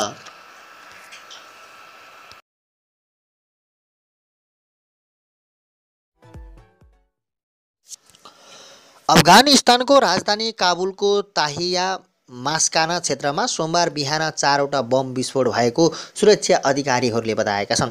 सुरक्षा स्रोतले उक्त विस्फोटका कारण जनधनको क्षति भएको बारेमा जानकारी प्राप्त नभएको बताएको छ। राष्ट्रिय सुरक्षा महानिर्देशनालय एनडीएस र सरकारी सवारी साधनहरूलाई लक्षित गरी उक्त विस्फोट गराइएको प्रहरीले जनाएको छ। आइतबार राति पनि काबुल नजिकका काहाराई, कम्बरी र हुडखिलमा पनि 3वटा विस्फोट गराइएका थिए। गए रातिदेखि काबुल सहरमा लक्षित गरी 7वटा विस्फोटका घटनाहरू भएको पाइएको छ। अफगानिस्तानको मुख्य विद्रोही तालिबान समूह समेतलाई कुनै पनि समूहले ती विस्फोटहरूको जिम्मेवारी लिएको छैन। अहिलेसम्म त्यहाँको घटनाको वास्तविक विवरण भने आइसकेको छैन। मान्य सभापतिज्यू, देशको सार्वभौम सत्ताको रक्षाभन्दा ठुलो कुरा के हो मलाई सुनाउनुहोस्। अर्को काम के हो त्यस्तो भन्न मिल्दैन। भारतीय प्रधानमन्त्री नरेन्द्र मोदी र चिनिया प्रधानमन्त्री ली खस्याङले 1 जेठ 2072मा लिपु लेकलाई व्यापारिक तथा दुई देशको तीर्थयात्री आवाज जावत गर्ने केन्द्र बनाउन 1 जेठ 2072मा सहमति गरे। बेजिङमा उनीहरूले 41 बुँदे संयुक्त वक्तव्य जारी गर्दा नेपालमा 7.8 म्याग्निच्युडको विनाशकारी भूकम्प गएको 1 महिना पनि पुरा भएको थिएन। करिब 9000 जनाले ज्यान गुमाएको त्यो भूकम्पपछि अर्को ठुलो पराकम्पन वैशाख 29 गते त झन् 2 दिन मात्र बितेको थियो। भूकम्पको चपेटामा चोटमा मलमपट्टि गर्न नपाउँदै सार्वभौम देश नेपालीको भूमि लिपुलेक प्रयोगबारे चीन र भारतले निर्धक्क एकतर्फी सहमति गरे। त्यो सहमतिको 5 वर्षपछि विश्व नै कोभिड-19 नोभेल कोरोना भाइरस महामारीको चपेटामा छ। यो सङ्कटपूर्ण घडीमा भारतले पिथौरागढबाट कैलाश मानसरोवर पुग्ने सडकको उद्घाटन गरेको छ। नेपाल भूमि भूकम्पले थिलो भएका बेलामा दुई देश मिलेर दिएको चोट कोरोनाको बेलामा बल्झिएको छ। पूर्व सचिव द्वारिकानाथ ढुङ्गेल भन्छन्, त्यति बेला चीनले नेपाललाई नबिर्सेको भए यति बेला कैलाश मानसरोवर सडक उद्घाटनको प्रसङ्ग नआउन सक्थ्यो। हुन पनि 2072को सहमतिपछि नै भारतले यो लिङ्क रोड निर्माणलाई तीव्रता दियो। सन् 2015मा भारतीय रुपैयाँ 85 करोड विनियोजन गरेको भारतले 2018मा त्यो रोड बनाउन 390 करोड निकासा गर्यो। नेपाली भूमि प्रयोगबारे दुई देशले मनमौजी सहमति गरेपछि नेपाल सरकारले भारत र चीनलाई नेपालले त्यो सहमति हामीलाई मान्ने छैन भनेर प्रोटेस्ट नोट पनि पठाएको थियो। त्यति बेलाका प्रधानमन्त्री स्वर्गीय सुशील कोइरालाका परराष्ट्र सल्लाहकार रहेका दिनेश भट्टराई दुवै देशलाई एउटै बेहोराको प्रोटेस्ट नोट पठाएको बताउँछन्। त्यति बेला भारत र चीन दुवैलाई प्राकपको नाम मात्रै फरक पारेर उही भाषामा पत्रचार गरेका थियौँ। भट्टराई भन्छन्, पछि चिनिया मन्त्री आउँदा पनि यो कुरा उठेको थियो, तर चीनले वास्ता नगरेको भट्टराई बताउँछन्। परराष्ट्र मन्त्रालयका एक अधिकारी भने नेपालको प्रोटेस्ट नोटको जवाफ चीनले पठाएको बताउँछन्, तर चीनको जवाफमा पश्चाताप गरिएको वा छलफल गरेर टुङ्गो लगाउला भन्ने आशय नझल्किएको उनी बताउँछन्। सन् 1954मा भारत र चीनबीच बेजिङमा भएको 5 प्रिन्सिपल्स अफ पिसफुलको एक्जिस्टेन्समा लिपुलेकलाई उनीहरू दुई देशबीचको सीमाबिन्दुको रूपमा उल्लेख गरेको छ। त्यसबेला चीनले भर्खरै स्वशासी क्षेत्र बनाएको तिब्बत सिमानामा पर्ने क्षेत्रबारे निर्णय गर्दा पनि उनीहरूले नेपाललाई बेवास्ता गरेको देखिन्छ। यद्यपि सन् 1962को चीन भारत युद्धपछि त्यो सम्झौता कायम नरहेको परराष्ट्र मामिलाका जानकारहरू बताउँछन्। नेपालले चीनबीच सन् 1955मा दैत्य सम्बन्ध स्थापना भएको हो। दैत्य सम्बन्ध अघिको सहमति भएकाले नेपालले त्यसलाई मान्नै पर्ने बाध्यता भने छैन। नेपाल र चीनबीच 1408 किलोमिटर लामो सीमा छ।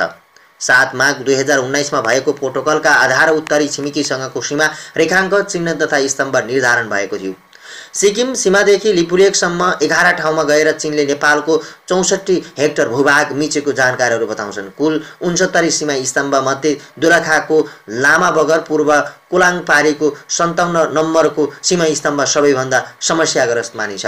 सगरमाथा चुमुलोङ्गनमा सीमा विवाद भने चिनिया प्रधानमन्त्री चाङ्गु लाईको विक्रम सम्वत 2017 सालको नेपाल भ्रमण अघि नै मिलिसकेको थियो। दोस्रो पटक नेपाल भ्रमणमा आउँदा चाओ एन लाईले सम्पूर्ण तथ्यहरूले सगरमाथा नेपालकै भएको देखिसकेको बताएका थिए।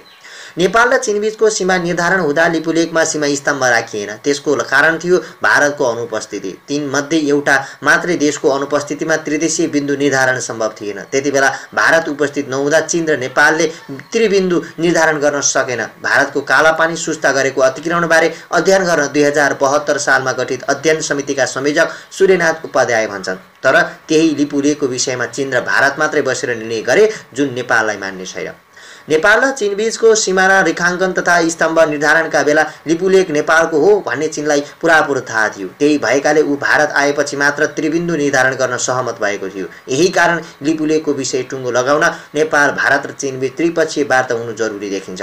सन् 1816 मा सुगौली सन्धि अनुसार लिम्पुवाधुरा मुहान भएको काली महाकाली नदी नै नेपाल र भारतबीचको सीमा नदी हो। तर भारतले चीनलाई हेरेर गुन्जी, कुटी, कालापानी, लिपुलेक लगायतका नेपाली भूभाग अतिक्रमण गरेको जानकारीहरू बताउँछन्। लडाईका बेला चीनलाई निगरानी गर्न सजिलो हुन्छ भनेर भारतले हाम्रो त्यो क्षेत्रमा कब्जा जमाएको हो। पूर्व राजदूत हिरणडे लाल श्रेष्ठ भन्छन्। उनीहरूबीच सम्बन्ध सुधार हुँदा नेपाललाई अप्ठ्यारो पर्ने काम गर्न पाइँदैन।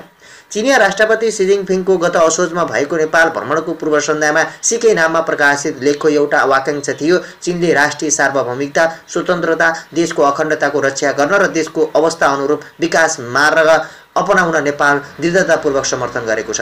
चीनले विभिन्न सार्वजनिक मञ्चमा समेत छिमेकी देशहरूको सार्वभौमिकता र अखण्डताको पक्षमा रहेको बताउँदै आएको छ।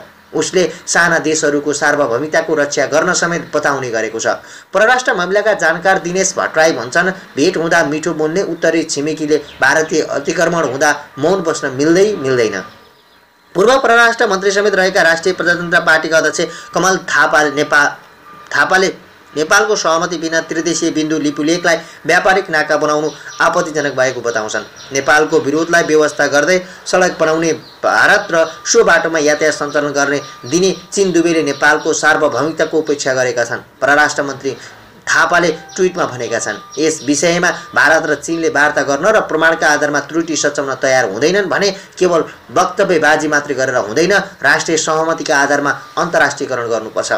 यसैबीच पूर्व प्रधानमन्त्री एवं नेकपा अध्यक्ष प्रचण्डले आइतबार प्रतिनिधि सभाको राज्य व्यवस्था एवं सुशासन समितिको बैठकमा बोल्दै लिपुलेकको सीमा विवादमा भारतसँग चीन समेत संलग्न भएको बताएका छन्। लिपुलेकको अतिक्रमणबारे प्रचण्डले संसदीय समितिको बैठकमा भने, यो त्रिदेशीय जस्तो बन्न गएको छ। यो दुईवटा देशले मात्र हल गरेर पनि अब अप्ठ्यारो छ। त्यो चीन पनि संलग्न भएको छ। भारत चीनको सम्झौता सहमति भएको हुनाले उनले भनेका छन्।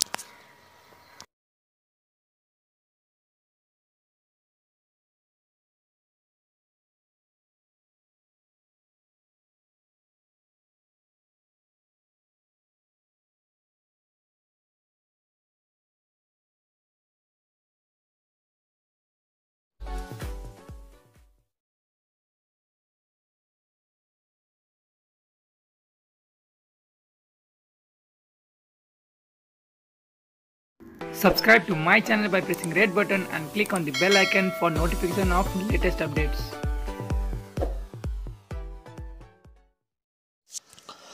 अफगानिस्तानको राजधानी काबुलको ताहिया मास्काना क्षेत्रमा सोमबार बिहान 4वटा बम विस्फोट भएको सुरक्षा अधिकारीहरूले बताएका छन्। सुरक्षा स्रोतले उक्त विस्फोटका कारण जनधनको क्षति भएको बारेमा जानकारी प्राप्त नभएको बताएको छ। राष्ट्रिय सुरक्षा महानिर्देशनालय एनडीएस र सरकारी सवारी साधनहरूलाई लक्षित गरी उक्त विस्फोट गराइएको प्रहरीले जनाएको छ। आइतबार राति पनि काबुल नजिकका काहाराई, कम्बरी र हुडखिलमा पनि 3वटा विस्फोट गराइएका थिए। गए रातिदेखि काबुल शहरमा लक्षित गरी 7वटा विस्फोटका घटनाहरू भएको पाइएको छ। अफगानिस्तानको मुख्य विद्रोही तालिबान समूह समेतलाई कुनै पनि समूहले ती विस्फोटहरूको जिम्मेवारी लिएको छैन। अहिलेसम्म त्यहाँको घटनाको वास्तविक विवरण भने आइसकेको छैन। मान्य सभापतिज्यू, देशको सार्वभौम सत्ताको रक्षाभन्दा ठुलो कुरा के हो मलाई सुनाउनुहोस्, अर्को काम के हो? त्यस्तो गर्न मिल्दैन। भारतीय प्रधानमन्त्री नरेन्द्र मोदी र चिनिया प्रधानमन्त्री ली खस्याङले 1 जेठ 2072 लिपु लेकलाई व्यापारिक तथा दुई देशको तीर्थयात्री आवाज जावत गर्ने केन्द्र बनाउन 1 जेठ 2072 सहमति गरे। बेजिङमा उनीहरूले 41 बुँदे संयुक्त वक्तव्य जारी गर्दा नेपालमा 7.8 म्याग्निच्युडको विनाशकारी भूकम्प गएको 1 महिना पनि पुरा भएको थिएन। करिब 9000 जनाले ज्यान गुमाएको त्यो भूकम्पपछि अर्को ठुलो पराकम्पन वैशाख 29 गते त झन् 2 दिन मात्र बितेको थियो। भूकम्पको चपेटामा चोटमा मलमपट्टि गर्न नपाउँदै सार्वभौम देश नेपालीको भूमि लिपुलेक प्रयोगबारे चीन र भारतले निर्धक्क एकतर्फी सहमति गरे। त्यो सहमतिको 5 वर्षपछि विश्व नै कोभिड-19 नोभेल कोरोना भाइरस महामारीको चपेटामा छ। यो सङ्कटपूर्ण घडीमा भारतले पिथौरागढबाट कैलाश मानसरोवर पुग्ने सडकको उद्घाटन गरेको छ। नेपाल भूमि भूकम्पले थिलो भएका बेलामा दुई देश मिलेर दिएको चोट कोरोनाको बेलामा बल्झिएको छ। पूर्व सचिव द्वारिकानाथ ढुङ्गेल भन्छन्, त्यति बेला चीनले नेपाललाई नबिर्सेको भए यति बेला कैलाश मानसरोवर सडक उद्घाटनको प्रसङ्ग नआउन सक्थ्यो। हुन पनि 2072 को सहमतिपछि नै भारतले यो लिङ्क रोड निर्माणलाई तीव्रता दियो। सन् 2015 मा भारतीय रुपैयाँ 85 करोड विनियोजन गरेको भारतले 2018 मा त्यो रोड बनाउन 390 करोड निकासा गर्यो। नेपाली भूमि प्रयोगबारे दुई देशले मनमौजी सहमति गरेपछि नेपाल सरकारले भारत र चीनलाई नेपालले त्यो सहमति हामीलाई मान्ने छैन भनेर प्रोटेस्ट नोट पनि पठाएको थियो। त्यति बेलाका प्रधानमन्त्री स्वर्गीय सुशील कोइरालाका परराष्ट्र सल्लाहकार रहेका दिनेश भट्टराई दुवै देशलाई एउटै बेहुराको प्रोटेस्ट नोट पठाएको बताउँछन्। त्यति बेला भारत र चीन दुवैलाई प्राकपको नाम मात्रै फरक पारेर उही भाषामा पत्रचार गरेका थियौँ। भट्टराई भन्छन्, पछि चीनिया मन्त्री आउँदा पनि यो कुरा उठेको थियो, तर चीनले वास्ता नगरेको भट्टराई बताउँछन्। परराष्ट्र मन्त्रालयका एक अधिकारी भने नेपालको प्रोटेस्ट नोटको जवाफ चीनले पठाएको बताउँछन्, तर चीनको जवाफमा पश्चाताप गरिएको वा छलफल गरेर टुङ्गो लगाउला भन्ने आशय नझल्किएको उनी बताउँछन्। सन् 1954 मा भारत र चीनबीच बेजिङमा भएको 5 प्रिन्सिपल्स अफ पिसफुलको एक्जिस्टेन्समा लिपुलेकलाई उनीहरू दुई देशबीचको सीमाबिन्दुको रूपमा उल्लेख गरेको छ। त्यसबेला चीनले भर्खरै स्वशासी क्षेत्र बनाएको तिब्बत सिमानामा पर्ने क्षेत्रबारे निर्णय गर्दा पनि उनीहरूले नेपाललाई बेवास्ता गरेको देखिन्छ। यद्यपि सन् 1962 को चीन भारत युद्धपछि त्यो सम्झौता कायम नरहेको परराष्ट्र मामिलाका जानकारहरू बताउँछन्। नेपालले चीनबीच सन् 1955 मा दैत्य सम्बन्ध स्थापना भएको हो। दैत्य सम्बन्ध अघिको सहमति भएकाले नेपालले त्यसलाई मान्नै पर्ने बाध्यता पनि छैन। नेपाल र चीनबीच 1408 किलोमिटर लामो सीमा छ। 7 माघ 2019 मा भएको प्रोटोकलका आधार उत्तरी छिमेकीसँगको सीमा रेखाङ्क चिन्ह तथा स्तम्भ निर्धारण भएको थियो। सिक्किम सीमादेखि लिपुलेकसम्म 11 ठाउँमा गएर चीनले नेपालको 64 हेक्टर भूभाग मिचेको जानकारहरू बताउँछन्। कुल 69 सीमा स्तम्भ मध्ये दोलखाको लामा बगर पूर्व कोलाङपारीको 57 नम्बरको सीमा स्तम्भ सबैभन्दा समस्याग्रस्त मानिन्छ। सगरमाथा चुमोलोङ्गनमा को सीमा विवाद भने चिनिया प्रधानमन्त्री चाङु लाईको विक्रम सम्वत 2017 सालको नेपाल भ्रमण अघि नै मिलिसकेको थियो। दोस्रो पटक नेपाल भ्रमणमा आउँदा चाओ एन लाईले सम्पूर्ण तथ्यहरूले सगरमाथा नेपालकै भएको देखिसकेको बताएका थिए। नेपाल र चीनबीचको सीमा निर्धारण हुँदा लिपुलेकमा सीमा स्तम्भ राखिएन। त्यसको कारण थियो भारतको अनुपस्थिति। तीन मध्ये एउटा मात्रै देशको अनुपस्थितिमा त्रिदेशीय बिन्दु निर्धारण सम्भव थिएन। त्यति बेला भारत उपस्थित नहुँदा चीन र नेपालले त्रिबिन्दु निर्धारण गर्न सकेन। भारतको कालापानी सुस्ता गरेको अतिक्रमणबारे अध्ययन गर्न 2072 सालमा गठित अध्ययन समितिका संयोजक सूर्यनाथ उपाध्याय भन्छन्। तर त्यही लिपुलेकको विषयमा चीन र भारत मात्रै बसेर निर्णय गरे, जुन नेपाललाई मान्ने छैन। नेपाल र चीनबीचको सीमाना रेखाङ्कन तथा स्तम्भ निर्धारणका बेला लिपुलेक नेपालको हो भन्ने चीनलाई पुरापुर थाहा थियो। त्यही भएकाले ऊ भारत आएपछि मात्र त्रिबिन्दु निर्धारण गर्न सहमत भएको थियो। यही कारण लिपुलेकको विषय टुङ्गो लगाउन नेपाल, भारत र चीनबीच त्रिपक्षीय वार्ता हुनु जरुरी देखिन्छ। सन् 1816 मा सुगौली सन्धि अनुसार लिम्पुवाधुरा मुहान भएको काली महाकाली नदी नै नेपाल र भारतबीचको सीमा नदी हो। तर भारतले चीनलाई हेरेर गुन्जी, कुटी, कालापानी, लिपुलेक लगायतका नेपाली भूभाग अतिक्रमण गरेको जानकारहरू बताउँछन्। लडाईँका बेला चीनलाई निगरानी गर्न सजिलो हुन्छ भनेर भारतले हाम्रो त्यो क्षेत्रमा कब्जा जमाएको हो। पूर्व राजदूत हिरणडे लाल श्रेष्ठ भन्छन्, उनीहरूबीच सम्बन्ध सुधार हुँदा नेपाललाई अप्ठ्यारो पर्ने काम गर्न पाइँदैन। चिनिया राष्ट्रपति सी जिनपिङको गत असोजमा भएको नेपाल भ्रमणको पूर्व सन्ध्यामा सिकै नाममा प्रकाशित लेखको एउटा वाक्यांश थियो, चीनले राष्ट्रिय सार्वभौमिकता, स्वतन्त्रता, देशको अखण्डताको रक्षा गर्न र देशको अवस्था अनुरूप विकास मार्ग अपनाउन नेपाल दृढतापूर्वक समर्थन गरेको छ। चीनले विभिन्न सार्वजनिक मञ्चमा समेत छिमेकी देशहरूको सार्वभौमिकता र अखण्डताको पक्षमा रहेको बताउँदै आएको छ।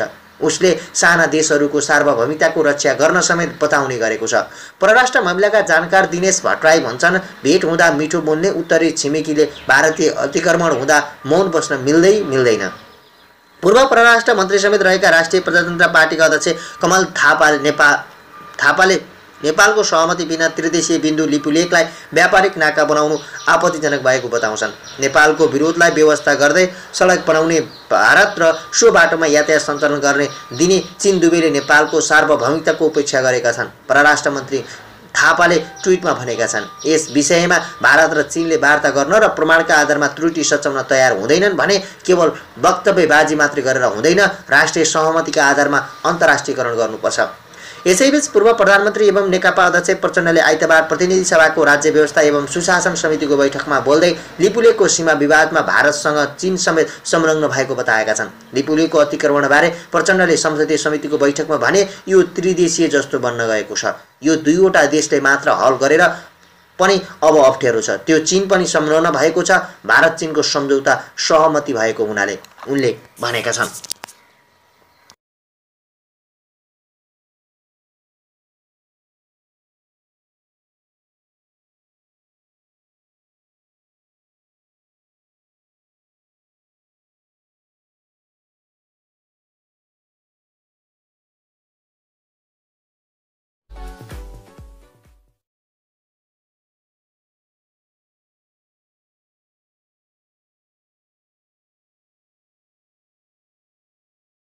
Subscribe to my channel by pressing red button and click on the bell icon for notification of latest updates.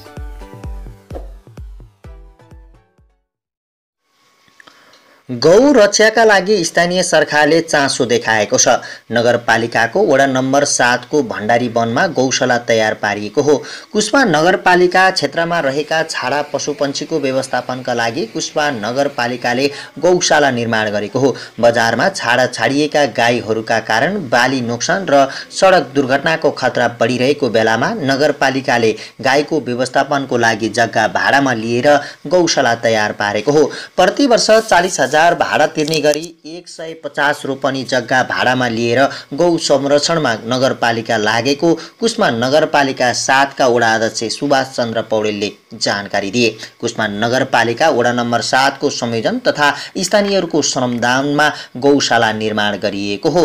150 रोपनी क्षेत्रमा पशुपन्छीलाई चरण क्षेत्र र बस्नका लागि गोठ बनाइएको उनले बताएका छन्। कुस्मा आसपासका क्षेत्रमा छाडा छोडिएका पशुपन्छीले स्थानीय बालीमा नोक्सानी गर्न थालेपछि तिनको व्यवस्थापनका लागि गौशाला निर्माण गरिएको पौडेलको भनाइ छ। हालसम्म बजारमा छाडा छोडिएका 1 दर्जन गाईलाई गौशालामा राखिएको छ। कुनै व्यक्तिले विभिन्न कारणले गाईले उत्पादन दिन नसकेको अवस्थामा गौशालामा ल्याउन सक्ने व्यवस्था पनि मिलाइएको वडा अध्यक्ष शर्माको भनाइ छ। हामीले यसलाई दिगो रूपमा नै लाने सोच बनाएका छौं। गौशालालाई धार्मिक पर्यटकीय क्षेत्रका रूपमा विकास गर्दै लैजाने सोच बनाएका छौं उनले भने। हिन्दू धर्म अनुसार गाईलाई भगवानको विभिन्न रूपमा मानिएको र गाईको मलमूत्र समेत अमूल्य मानिएको हुनाले कम्तीमा गौदान गर्न चाहने र गाईलाई दाना खुवाउन चाहने व्यक्तिहरूको लागि लक्षित गरी धार्मिक पर्यटकीय हिसाबले अगाडि बढाउने सोच बनाएको उनले बताएका छन्। अहिले गाईको हेरचाह नगरपालिका आफूले गर्ने र निकट भविष्यमै त्यसबारेमा नयाँ सोचका साथ अगाडि बढ्ने उनले बताएका छन्। यति बेला सुरुवात गर्न गइरहेका छौँ। यसमा कसैले आफ्नो घरमा रहेको गाई पशुपालक किसानहरूले गाई पालिरहनु भएको अवस्थामा उहाँहरूको गाईमा अनुत्पादन खालका गाईहरू उत्पादन हुने गर्दछ।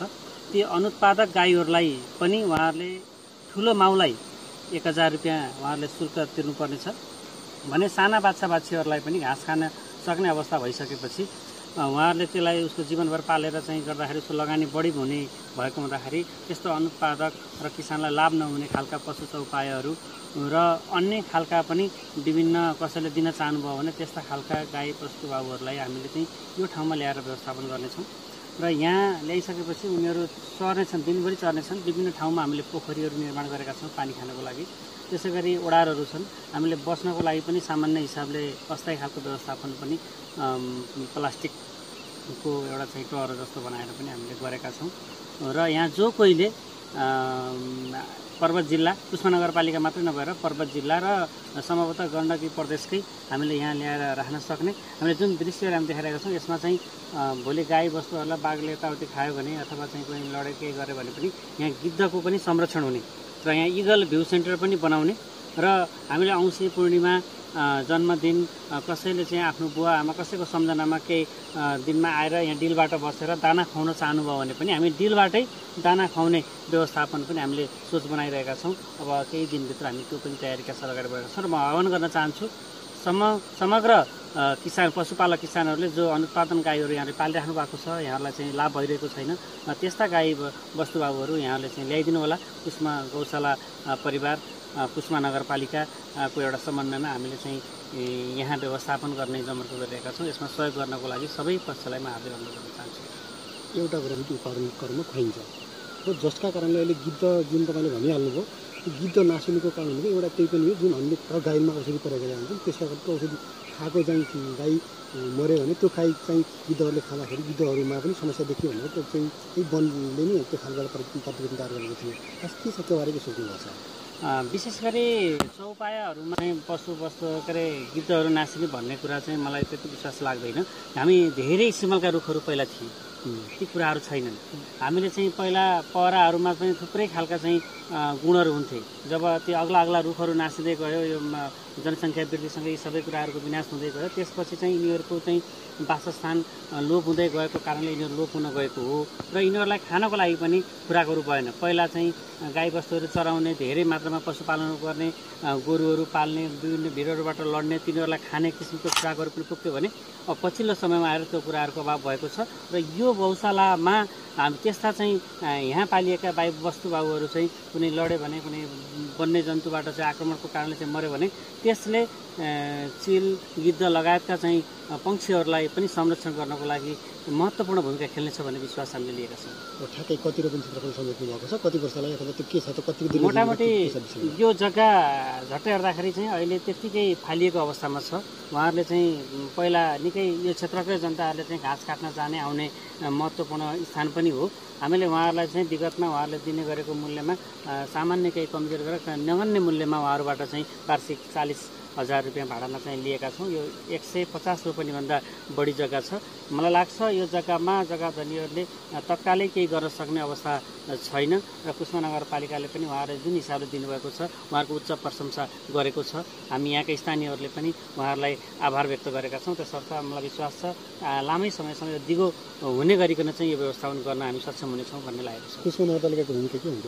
कुस्मा नगरपालिका विशेष गरी पशु किसानहरूको सन्दर्भमा उहाँहरूलाई परेका समस्या र बाली नाली खाने विभिन्न जनताको समस्या यो कुस्मा नगरपालिकाको समस्या हुन आउँछ र यो समस्यामा चाहिँ कुस्मा नगरपालिकाले चाहिँ तपाईँहरूले अगाडि बढ्नुहोस्, हामी सहयोग गर्न तयार छौँ भनेर हामी वडा परिवारमा वडा अध्यक्ष भएको हिसाबले पनि वडाको तर्फबाट पनि र नगरपालिकाको र कार्यपालिकाको सदस्य भएको हिसाबले पनि मैले त्यो भूमिका खेल्न आवश्यक छ र खेलिनेछ। अहिले हामीसँग कति त्यस्ता गाईहरूको झ्यार कतिवटा छन्? अहिले हामीसँग आज 3-4 दिन भयो हामीले सुरुवात गरेको। त्यसमा चाहिँ 9वटा गाईहरू आजको दिनसम्म चाहिँ बितिसकेका छन् र भोलि र पर्सिमा चाहिँ 15-20वटा गाईहरू पुग्ने खबर हामीलाई प्राप्त भएको छ। हुन्छ।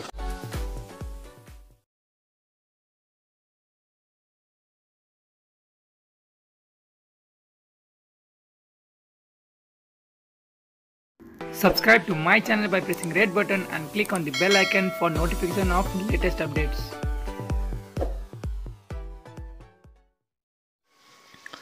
गौ रक्षाका लागि स्थानीय सरकारले चासो देखाएको छ।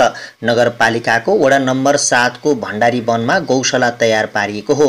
कुस्मा नगरपालिका क्षेत्रमा रहेका छाडा पशुपन्छीको व्यवस्थापनका लागि कुस्मा नगरपालिकाले गौशाला निर्माण गरेको हो। बजारमा छाडा छाडिएका गाईहरूका कारण बाली नोक्सान र सडक दुर्घटनाको खतरा बढिरहेको बेलामा नगरपालिकाले गाईको व्यवस्थापनको लागि जग्गा भाडामा लिएर गौशाला तयार पारेको हो। प्रति वर्ष 40,000 भाडा तिर्ने गरी 150 रोपनी जग्गा भाडामा लिएर गौ संरक्षणमा नगरपालिका लागेको कुस्मा नगरपालिका 7 का वडा अध्यक्ष सुभाष चन्द्र पौडेलले जानकारी दिए। कुस्मा नगरपालिका वडा नम्बर 7 को संयोजन तथा स्थानीयहरूको श्रमदानमा गौशाला निर्माण गरिएको हो।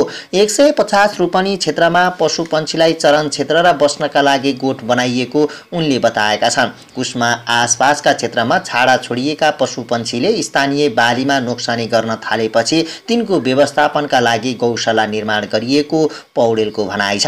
हालसम्म बजारमा छाडा छोडिएका 1 दर्जन गाईलाई गौशालामा राखिएको छ। कुनै व्यक्तिले विभिन्न कारणले गाईले उत्पादन दिन नसकेको अवस्थामा गौशालामा ल्याउन सक्ने व्यवस्था पनि मिलाइएको वडा अध्यक्ष शर्माको भनाइ छ। हामीले यसलाई दिगो रूपमा नै लाने सोच बनाएका छौँ। गौशालालाई धार्मिक पर्यटकीय क्षेत्रका रूपमा विकास गर्दै लैजाने सोच बनाएका छौँ उनले भने। हिन्दू धर्म अनुसार गाईलाई भगवानको विभिन्न रूपमा मानिएको र गाईको मलमूत्र समेत अमूल्य मानिएको हुनाले कम्तीमा गौदान गर्न चाहने र गाईलाई दाना खुवाउन चाहने व्यक्तिहरूको लागि लक्षित गरी धार्मिक पर्यटकीय हिसाबले अगाडि बढाउने सोच बनाएको उनले बताएका छन्। अहिले गाईको हेरचाह नगरपालिका आफूले गर्ने र निकट भविष्यमै त्यसबारेमा नयाँ सोचका साथ अगाडि बढ्ने उनले बताएका छन्।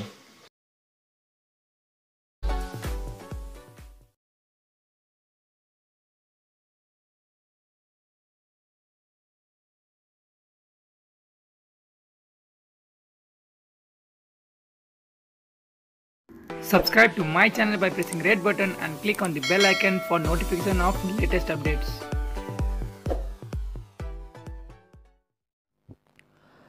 नवीना लामाजी नमस्कार।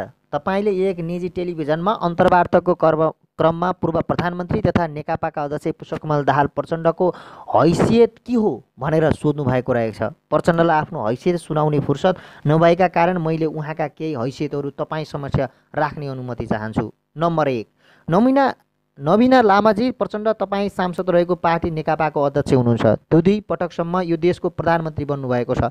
सङ्घीय लोकतान्त्रिक गणतन्त्र नेपालका लागि 12 वर्षसम्म भूमिगत भएर जनयुद्ध सञ्चालन गर्नुभएको छ। BSc सम्मको अध्ययन गर्नुभएको छ। चुनाव जितेको हालको सांसद पनि हुनुहुन्छ।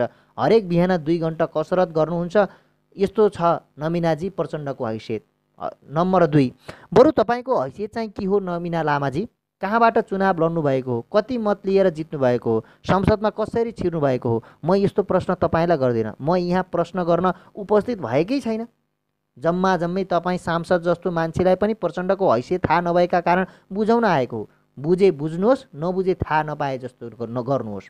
नम्बर 3, अचम्म के भने गणतन्त्र विरोधी, संविधान सभा विरोधी, संघीयता विरोधी, समावेशी समानुपातिक नेपाली विरोधी, धर्मनिरपेक्षका विरोधी, राजतन्त्र अन्त्यका विरोधी प्रचण्डको हैसियतका बारेमा चासो राख्नु त स्वाभाविक थियो। तर 100औं वर्षदेखि उत्पीडनमा परेको एउटा समुदायको समानुपातिक सांसदले प्रचण्डको हैसियतमाथि प्रश्न उठाएको देख्दा नरमाइलो लाग्यो। यो त सौतनी आमालाई खुसी पार्न आफ्नै आमालाई पिटे जस्तो भयो। नवीनाजी प्रचण्ड तपाईँलाई सांसद बनाउने समावेशी समानुपातिक एजेन्डाको जननी हो, आमा हो। के कुरा बुझ्नुभयो?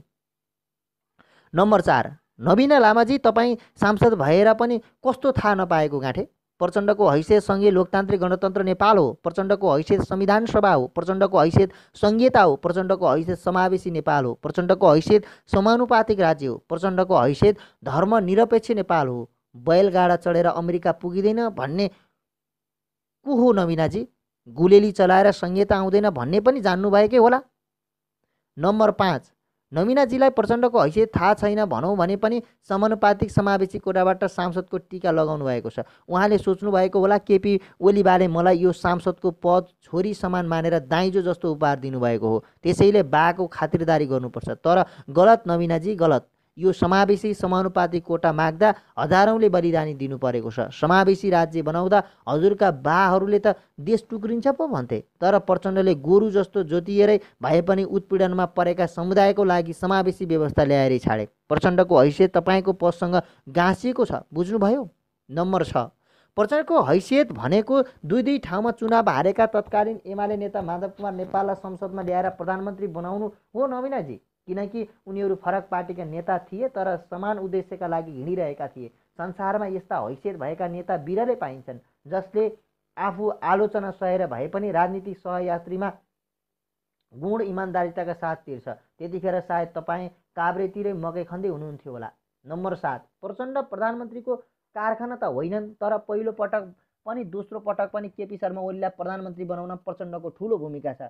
त्यति बेला चुनाव गठबन्धन बनेको थियो, एक्लै एमाले लडेको थिएन। यसकारण केपी ओलीको मुख हेरेर जनताले 2/3 मत झन्डै दिए भन्नु दिवा स्वप्न हो। अब पार्टी एकता कुन दुःखको साथ भएको थियो, पार्टी एकताको मुख्य विरोधी को थियो त्यो वामदेव गौतमलाई थाहा होला। अनि अकस्मात अध्यादेश किन ल्याइयो त्यो तपाईँलाई नै थाहा होला। यस्ता नाथे पुराना कुरा गर्यो निशानीले भन्नु होला नवीनाजी, तर मैले तपाईँलाई प्रचण्डकै हैसियत बुझाउन यस्तो छिर्के मात्र हानेको हो। नम्बर 8, नवीना लामाजी, जतिखेर पुष्पकमल दाहाल प्रचण्डले गणतन्त्रको सङ्घोष गरे, जनतालाई युद्ध र आन्दोलनका लागि सार्वजनिक आह्वान गरेका थिए, ठिक त्यतिखेर हालका प्रधानमन्त्री केपी शर्मा ओलीले बैलगाडा चढेर अमेरिका पुगिँदैन भन्दै गणतन्त्रको विरोधमा दैनिक जसो भाषणबाजी गर्थे। गणतन्त्र विरोधीसँग चोचोमोचो मिलाउँदै आफूहरूलाई कम्युनिस्ट भन्ने तर व्यवहारमा बिग्रिएका पञ्चायती मण्डले भन्दा पनि गुज्रिएको अभिव्यक्ति दिने गर्थे। तर पनि प्रचण्डले अनेक दुःख कष्ट सहे युद्ध आन्दोलनको फ्युजन निर्माण गरेर गणतन्त्रको घोषणा गराइ छाडे। हो, यो हो प्रचण्डको हैसियत नवीनाजी। गणतन्त्रको जग, गणतन्त्रको आधार, गणतन्त्रको मूल मर्म नै प्रचण्डको हैसियत हो। नम्बर 9, देशमा तानाशाहीहरूको थिचोमिचो थियो। विभिन्न जात, धर्म, पेसा, वर्ण र समुदायका मानिसहरूमाथि विभेद थियो। देशमा अन्याय अत्याचार थियो। त्यो सबै सहन नसकेर प्रचण्डले संविधान सभाको कुरा गरे, राजतन्त्र अन्त्यको कुरा गरे, समानुपातिक समावेशी धर्म निरपेक्षता एजेन्डा उठाए, जसका निम्ति हजारौँ शहीदहरूको बलिदानी हुनु पर्यो। त्यतिखेर तपाईँको बा केपी ओलीले गुलेरी खेलाएर नयाँ संविधान बन्दैन भन्नुभएको हो, तर जे खेलाएर भए पनि नयाँ संविधान बनेरै छाड्यो। अब तपाईँलाई यस्तो समावेशी नयाँ संविधानको अन्तिमसम्म विरोधी को थियो त्यो भनिरहनु परेन। अब तपाईँ आफै थाहा पाउनुहोस् प्रचण्डको हैसियत। नम्बर 10, नवीनाजी, जङ्गबहादुर राणाको समयदेखि यो भूमिमा चलिआएको भोटे मासिने जात समुदाय तपाईँ तामाङको छोरी आज समावेशी कोटाबाट सिंहदरबार छिर्नुभएको छ, सांसद हुनुभएको छ। तपाईँलाई लागेको होला आफू एकदम क्षमतावान भएर सांसद भएँ, अथवा यस्तो पनि लागेको होला मैले राम्रो काम गरेकाले मलाई पार्टीले मूल्याङ्कन गर्यो, तर त्यस्तो केही होइन, त्यो भ्रम मात्र हो। विश्वास नलागे पूर्व मन्त्री शेरबहादुर तामाङलाई सोध्नु होला। तपाईँ त प्रचण्ड विचार लडेर ल्याएको राज्यमा समान प्रतिनिधित्व, समावेशी तथा समानुपातिक कोटामा सांसद बन्नुभएको हो। अब पार्टी एकता कुन दुःखको साथ भएको थियो, पार्टी एकता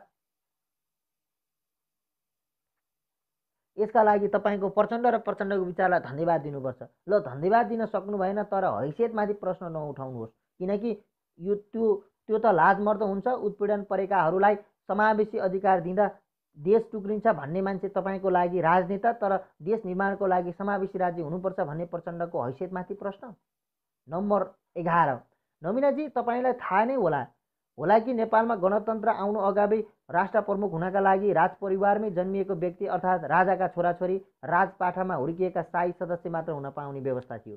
विद्यादेवी भण्डारी राष्ट्रपति हुनुभएको छ, भोलि त्यो स्थानमा तपाईँ पनि पुग्न सक्नुहुन्छ। तर आज हेर्नुहोस्, गणतन्त्र नेपालमा हरेक नागरिकले आफ्नो स्वतन्त्रता, राष्ट्रप्रेम अनि स्वतन्त्रताका आधारमा भविष्यको राष्ट्रपति हुने सम्भावना बोकेर जन्मिएका छन्। प्रचण्ड नेतृत्वमा 10 वर्ष जनयुद्ध र 19 दिने जनआन्दोलनका बलमा स्थापित जहानिया राजतन्त्र अन्त्य भएको मुलुक गणतन्त्र बनेको थियो। हुनसक्छ तपाईँले पनि 2-4 वटा ढुङ्गा प्रहरीलाई हान्नुभएको होला, केही दिन सडकमा उफ्रिनु भएको पनि होला।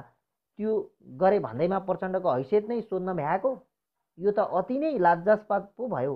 यो त बैलगाडामा चढेर अमेरिका पुगे जस्तो पो भयो। नम्बर 12, नवीनाजी, इतिहास साँच्ची नै छ। राजालाई पैसा चढाउने को गए र जान तयारी थिए भनेर, तर जतिसुकै चलखेल भए पनि जनयुद्धको जगमा अगाडि बढेको दोस्रो आन्दोलन पश्चात पुनः स्थापना भएको व्यवस्थापिका सांसदको 2063 जेठ 4 गते संसदको घोषणा जारी भएको थियो, जसले निरङ्कुश राजतन्त्रका सबै प्रचलन र परम्परा हराउँदै राजाका विशेष अधिकार समेत निलम्बन गरेको थियो। श्री 5 को सरकारको सट्टा नेपाल सरकार लेख्ने शाही नेपाली सेनालाई नेपाली सेना बनाउने राष्ट्रिय गान फेर्ने निर्णय गरेको थियो। तपाईँलाई थाहा छ नवीनाजी, यस्ता निर्णयहरूको डिजाइन प्रचण्डले गरेका थिए। तपाईँ प्रचण्डको हैसियत सोध्नुहुन्छ। नम्बर 13, तपाईँ प्रचण्डको अर्को हैसियत पनि जान्नुहोस् नवीनाजी, कि तपाईँका बाहरूको अन्तिमसम्म विरोध गरेको सकभर घोषणा नगर्न षड्यन्त्र गरिरहेको संविधान सभाले गणतन्त्र घोषणा गर्दा 15 दिनभित्र तत्कालीन राजाहरूलाई नारायण हिटी दरबार छाड्न निर्देशन दिएको थियो। जेठ 19 गते राजाले नारायण हिटी छाडेपछि नारायण हिटी दरबार सर्वसाधारणका लागि खुला भयो। मूलत रूपमा जनयुद्ध र जनआन्दोलन अनि प्रचण्डको विचारका कारण 270 वर्षदेखि राज गर्दै आएको राजतन्त्रको अन्त्येष्टि भयो। नवीनाजी, आज तपाईँ भन्नुहुन्छ प्रधानमन्त्री ओलीलाई केही माइकलालले राजीनामा गराउन सक्दैन। यति मात्रै भनेको भए त हुन्थ्यो नि, प्रचण्डको हैसियत पो सोध्नु भएछ। प्रचण्डको हैसियत के हो जान्नुहोस्, पूर्व राजा ज्ञानेन्द्रलाई गएर सोध्नुहोस्। नम्बर 14, नवीनाजी, मैले सुरुमा पनि भनेको यो राज्यलाई समावेशी समानुपातिक बनाउनुमा प्रचण्डको ठुलो हात छ। प्रचण्ड विचारको योगदान छ। हाम्रो देश नेपाली हिजोसम्म सयौँ फुलहरू मिलेर बनेको थियो, तर आज ती फुलहरू फुल्न पाएका थिएनन्। यो वा त्यो बहानामा विभिन्न जात जाति धर्महरू उत्पीडनमा परेका थिए। तर प्रचण्डले गणतन्त्र नेपालका परिकल्पना गरे। आज नेपालको संविधान 2072 को धारा 1 को 3 र 4 मा भनेको नेपाल राष्ट्र बहुजातीय, बहुभाषिक, बहुधार्मिक, बहुसांस्कृतिक विशेषतायुक्त भौगोलिक विविधतामा रहेको देशका रूपमा स्वीकार गरिएको छ र यिनै स्वीकारहरूमा प्रचण्डको हैसियत घाम जस्तै छर्लङ्ग देखिएको छ। बरु तपाईँले प्रचण्डको जस्तै हैसियत कहिले बनाउने हो नवीनाजी, कि केपी ओलीकै चाकडी गरेर जीवन बिताउने हो? यो लेख दिल निशानी मगरले तयार पारेका हौँ। हामीले नागरिक खबर अनलाइनबाट साभार गरेका हौँ।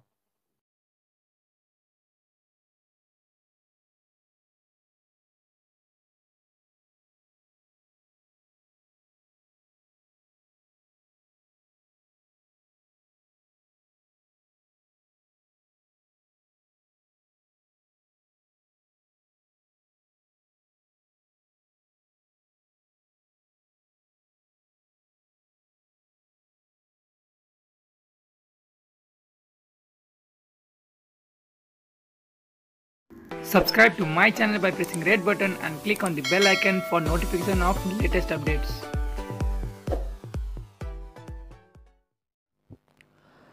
नवीना लामाजी नमस्कार। तपाईले एक निजी टेलिभिजनमा अन्तर्वार्ताको क्रममा पूर्व प्रधानमन्त्री तथा नेकपाका अध्यक्ष पुष्पकमल दाहाल प्रचण्डको हैसियत के हो भनेर सोध्नु भएको रहेछ। प्रचण्डलाई आफ्नो हैसियत सुनाउने फुर्सद नभएका कारण मैले उहाँका केही हैसियतहरू तपाईँ समक्ष राख्ने अनुमति चाहन्छु। नम्बर 1, नवीना लामाजी, प्रचण्ड तपाईँ सांसद रहेको पार्टी नेकपाको अध्यक्ष हुनुहुन्छ। त्यो 2 पटकसम्म यो देशको प्रधानमन्त्री बन्नुभएको छ। सङ्घीय लोकतान्त्रिक गणतन्त्र नेपालका लागि 12 वर्षसम्म भूमिगत भएर जनयुद्ध सञ्चालन गर्नुभएको छ। बीएससी सम्मको अध्ययन गर्नुभएको छ। चुनाव जितेको हालको सांसद पनि हुनुहुन्छ। हरेक बिहान 2 घण्टा कसरत गर्नुहुन्छ। यस्तो छ नवीनाजी प्रचण्डको हैसियत। नम्बर 2, बरु तपाईँको हैसियत चाहिँ के हो नवीना लामाजी? कहाँबाट चुनाव लड्नु भएको हो? कति मत लिएर जित्नु भएको हो? संसदमा कसरी छिर्नु भएको हो? म यस्तो प्रश्न तपाईँलाई गर्दिनँ। म यहाँ प्रश्न गर्न उपस्थित भएकै छैन। जम्मै तपाईँ सांसद जस्तो मान्छेलाई पनि प्रचण्डको हैसियत थाहा नभएका कारण बुझाउन आएको हो। बुझे बुझ्नुहोस्, नबुझे थाहा नपाए जस्तो नगर्नुहोस्। नम्बर 3, अचम्म के भने गणतन्त्र विरोधी, संविधान सभा विरोधी, संघीयता विरोधी, समावेशी समानुपातिक नेपाली विरोधी, धर्मनिरपेक्षका विरोधी, राजतन्त्र अन्त्यका विरोधी प्रचण्डको हैसियतका बारेमा चासो राख्नु त स्वाभाविक थियो। तर सयौँ वर्षदेखि उत्पीडनमा परेको एउटा समुदायको समानुपातिक सांसदले प्रचण्डको हैसियतमाथि प्रश्न उठाएको देख्दा नरमाइलो लाग्यो। यो त सौतनी आमालाई खुसी पार्न आफ्नै आमालाई पिटे जस्तो भयो। नवीनाजी, प्रचण्ड तपाईँलाई सांसद बनाउने समावेशी समानुपातिक एजेन्डाको जननी हो, आमा हो। के कुरा बुझ्नुभयो? नम्बर 4, नवीना लामाजी, तपाईँ सांसद भएर पनि कस्तो थाहा नपाएको गाँठे? प्रचण्डको हैसियत सङ्घीय लोकतान्त्रिक गणतन्त्र नेपाल हो। प्रचण्डको हैसियत संविधान सभा हो। प्रचण्डको हैसियत संघीयता हो। प्रचण्डको हैसियत समावेशी नेपाल हो। प्रचण्डको हैसियत समानुपातिक राज्य हो। प्रचण्डको हैसियत धर्मनिरपेक्ष नेपाल हो। बैलगाडा चढेर अमेरिका पुगिँदैन भन्ने को हो नवीनाजी? गुलेली चलाएर संघीयता आउँदैन भन्ने पनि जान्नुभएकै होला।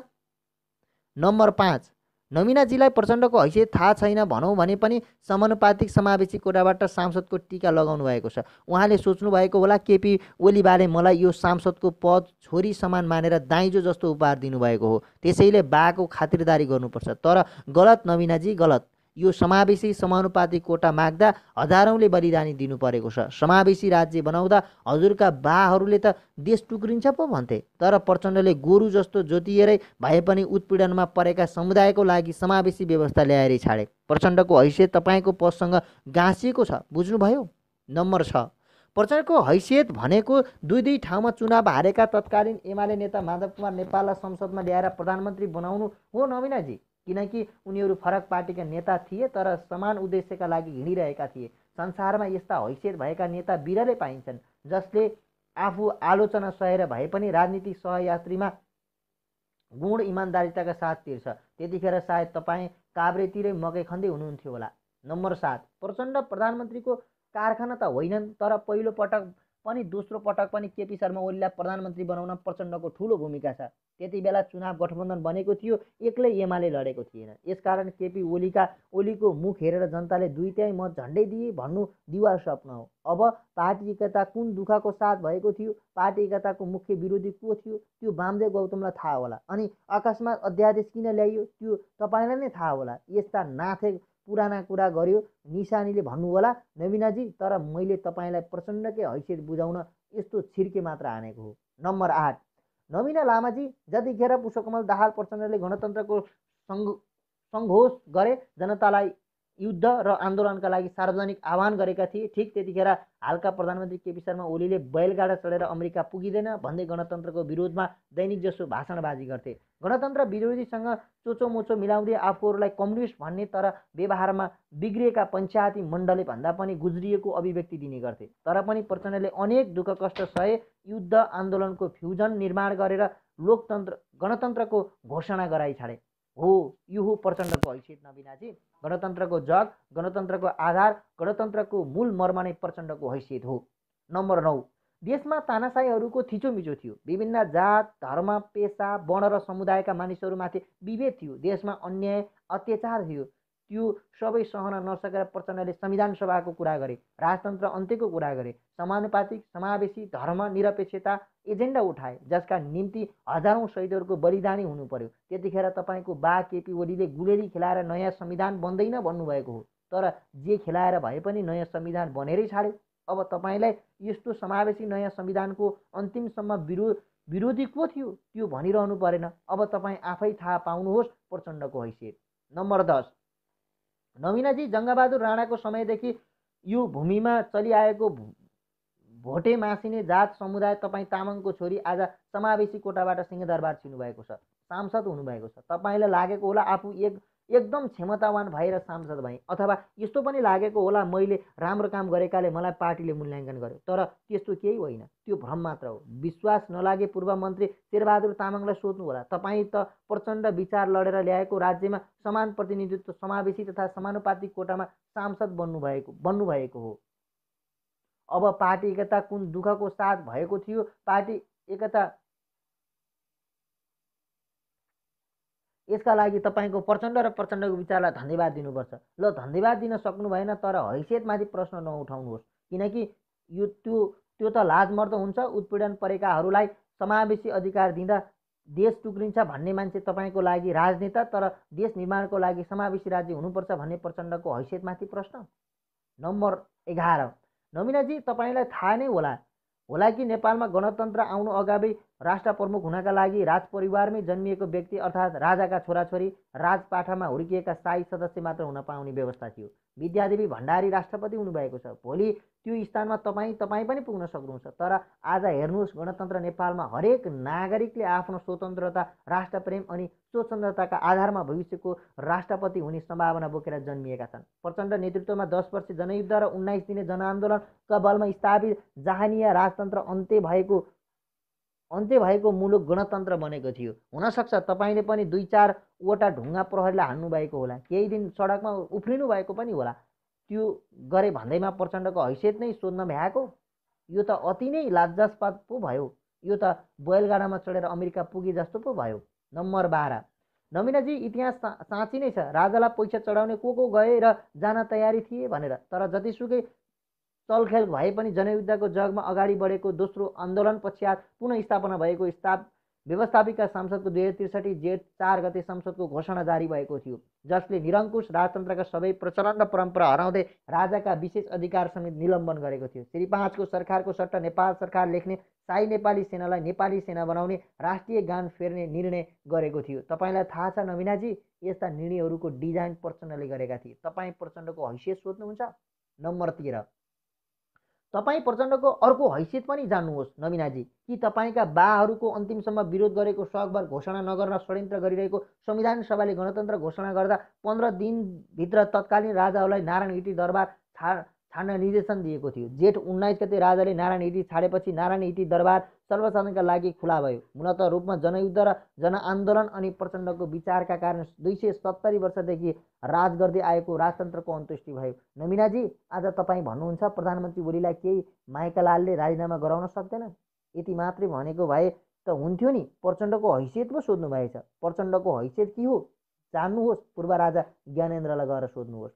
नम्बर 14, नमिनाजी, मैले सुरुमा पनि भनेको यो राज्यलाई समावेशी समानुपातिक बनाउनुमा प्रचण्डको ठुलो हात छ। प्रचण्ड विचारको योगदान छ। हाम्रो देश नेपाली हिजोसम्म सयौँ फुलहरू मिलेर बनेको थियो, तर आज ती फुलहरू फुल्न पाएका थिएनन्। यो वा त्यो बहानामा विभिन्न जात जाति धर्महरू उत्पीडनमा परेका थिए। तर प्रचण्डले गणतन्त्र नेपालका परिकल्पना गरे। आज नेपालको संविधान 2072 को धारा 1 को 3 र 4 मा भनेको नेपाल राष्ट्र बहुजातीय, बहुभाषिक, बहुधार्मिक, बहुसांस्कृतिक विशेषतायुक्त भौगोलिक विविधतामा रहेको देशका रूपमा स्वीकार गरिएको छ र यिनै स्वीकारहरूमा प्रचण्डको हैसियत घाम जस्तै छर्लङ्ग देखिएको छ। बरु तपाईँले प्रचण्डको जस्तै हैसियत कहिले बनाउने हो नमिनाजी, कि केपी ओलीकै चाकरी गरेर जीवन बिताउने हो? यो लेख दिल निशानी मगरले तयार पारेका हौँ। हामीले नागरिक खबर अनलाइनबाट साभार गरेका हौँ।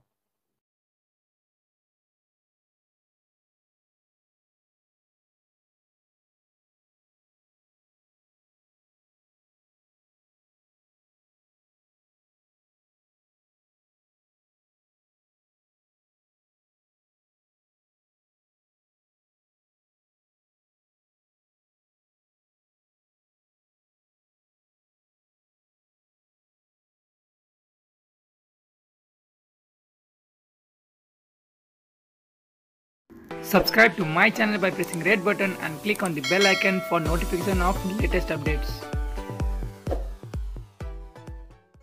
म गएकै छैन, यो कुरा चाहिँ होइन, यो उहाँको हैसियतको भनेर भनेकै छैन। तपाईँ नेपाल कम्युनिस्ट पार्टी नेकपा भित्रको गुटगत लाइनमा तल्लो तहसम्मका नेता कार्यकर्ता विभिन्न माध्यमबाट प्रतिवादमा उत्रिन थालेका छन्। केन्द्रमा भएको गुटगत झमेलाको असर पार्टीका सबै निकायमा परेको छ। एकले अर्कालाई आलोचना गर्ने र आफ्नो गुटको पक्षमा बचाउ गर्ने काम चलिरहेको छ। नेकपा सांसद नबिना लामाले दिएको अभिव्यक्तिका विषयमा विभिन्न टीका टिप्पणी भइरहेको छ। विभिन्न माध्यमबाट नेकपाका कार्यकारी अध्यक्ष पुष्पकमल दाहाल प्रचण्डको हैसियतका विषयमा प्रश्न उठाएको भन्दै नबिना विरुद्ध पनि विभिन्न प्रश्नहरू उठाइएको छ। त्यस्तै सन्दर्भमा नेकपा सांसद लामासँग हामीले कुराकानी गरेका थियौँ। उनले प्रचण्डको हैसियतबारे तपाईँको प्रश्न उठाउनु भएको हो, तपाईँको व्यापक आलोचना भएको छ नि भन्ने प्रश्नमा उनले भनेकी छन्, होइन त्यो त सञ्चार माध्यम हो। अध्यक्ष प्रचण्डज्यू र मेरो नाममा जुन खालको मिडियाले ल्यायो त्यो 100% गलत छ। एउटा सञ्चार माध्यमले लिएको अन्तर्वार्तामा पार्टी आन्तरिक विवादको विषयमा प्रश्न गर्नुभयो। मैले अहिलेको समसामयिक विषयमा जुन खालको गुटबन्दी छ त्यो गुटबन्दी र कार्यकर्ताको हितमा छैन र यो बेला हामीले सरकार परिवर्तन गर्नु हुँदैन भनेको मात्र हो, तर मैले कुनै नेता विशेष वा व्यक्ति विशेषमा गएको छैन, उनले भनिन्। उहाँ प्रचण्डको हैसियतको विषयमा म गएको छैन। अन्तर्वार्ता हेर्न सक्नुहुन्छ, बुझ्न सक्नुहुन्छ। मान्छेको बुझाइ फरक फरक हुन सक्छ, त्यसमा मेरो भन्नु केही छैन। प्रधानमन्त्री हटाउन नेताहरू लागि परेको छ भन्ने प्रश्नमा कसले हटाउन सक्नुहुन्छ भनेर मैले भनेको हो। उहाँ त जनताको 5 वर्ष म्यान्डेट लिएर आउनु भएको हो। स्थिर सरकार विकास निर्माणको म्यान्डेट छ, त्यो म्यान्डेटलाई त हामीले कुल्चनु भएन नि। यो त करिब 2/3 सरकार हो हाम्रो पार्टीको, उनले भनेकी छन्। पार्टीले यस्तो बेला सरकार परिवर्तनमा जानु आफ्नो अहितको निम्ति हो, पार्टीको हित विपरीत हो भनेर बोलेको हो। प्रचण्ड प्रश्न प्रचण्ड प्रचण्ड भनेर प्रश्न गर्दा त्यस्तो भएको हो। तर Prachanda comrade, Madhav comrade, JN Jhalanath comrade कुनै व्यक्ति विशेषसँग जोडेर बोल्न मेरो इन्ट्रेस्ट पनि होइन, उनले भनेकी छिन्। त्यसो हो भने किन व्यापक तपाईँको विरोध त भन्ने प्रश्नको जवाफमा नमिला लामाले भनेकी छिन्, मैले सरकार परिवर्तन गर्नु हुँदैन भनेको हो, केपी कमरेडको विकल्प खोज्नु होइन अहिले भनेको हो। कोरोना महामारी विरुद्ध एक भएर लाग्नुपर्छ भनेको हो। नेपालीहरूको एकता हार्दिकताका साथ सरकारलाई सहयोग भइरहेका बेला मिलेर अघि बढ्नुपर्नेमा अहिले सरकार परिवर्तन गरेर त कसैमा राम्रो सन्देश जाँदैन नि। विशेष गरी नेकपाभित्र त राम्रो हुँदैन, किनभने यो त भर्खर एकता भएको पार्टी हो। यो पार्टीले लामो भविष्य बोकेको छ। यो पार्टीमा जनताले भाग्य र भविष्य देखेको छ। हिजो यति धेरै लामो सङ्घर्ष गरेर, यति धेरै जनताले बलिदानी गरेर यो पार्टी यति बृहत र गरिमा छ भन्ने कोणबाट मैले भनिरहँदा त्यो व्यक्त विशेषमा नै गएको छैन नि। कसरी व्यक्ति विशेषमा जोड्नुभयो? मिडियाको इन्ट्रेस्ट हो कि अथवा अरू कसैले स्टाटस बनाउँदा मेरो चरित्र हत्या गरेर प्रचण्ड कमरेड अथवा अरू कुनै नेतासँग जोडेर त्यसो गर्दा उहाँहरूलाई खुसी हुने हो कि उहाँहरू त्यस्तो राजनीतिमा रमाउने हो कि मलाई भन्नु चाहिँ केही छैन। म सानै उमेरदेखि राजनीतिप्रति झुकाव राखेको मान्छे, अखिलमा लामो समयदेखि काम गर्दै आएको। त्यसकारण मलाई अहिलेको हाम्रो पार्टीको सदस्य हुनुमा, म यहाँ हुनुमा, मेरो नेताहरूको अगाडि कम्युनिस्ट पार्टीका सदस्य हुनुमा गर्व छ। वाम एकता, पार्टी एकता हुँदा अझ गर्व छ। त्यसकारण मेरो लागि सबै नेताहरू बराबर हुनुहुन्छ। पार्टीमा नेताहरू नै विभाजन हुँदाखेरि हामी कति सपोर्ट गर्नुपर्ने स्वाभाविक छ, त्यो नाजायज पनि होइन। त्यसकारण अहिले मेरो बारेमा जुन खालको मिडियाबाजी गरेर नेतासँग जोडेर, गुटसँग जोडेर मलाई डोमिनेट गर्नुभएको छ, सामाजिक सञ्जालमा विभिन्न खालको अपशब्द प्रयोग गरेर मेरो चरित्र हत्या गर्न खोजिँदैछ, यसमा म के भन्न चाहन्छु भने यस्तो बेला हामी यसरी लाग्नु हुँदैन। मेरो त्यस्तो इन्ट्रेस्ट पनि होइन। हाम्रो पार्टीका नेताहरू एक भएको हेर्न चाहन्छौँ, उनले भनेकी छिन्। पार्टीको एकता बाहिर हल्ला भए जस्तो नेताहरू बीचको वितृष्णा छैन, विभाजित हुने स्थिति पनि छैन, उनले भनिन्। त्यसकारण उहाँहरूको एकता, उहाँहरू बीचको हार्दिकताले नै हाम्रो भविष्य उज्जवल छ।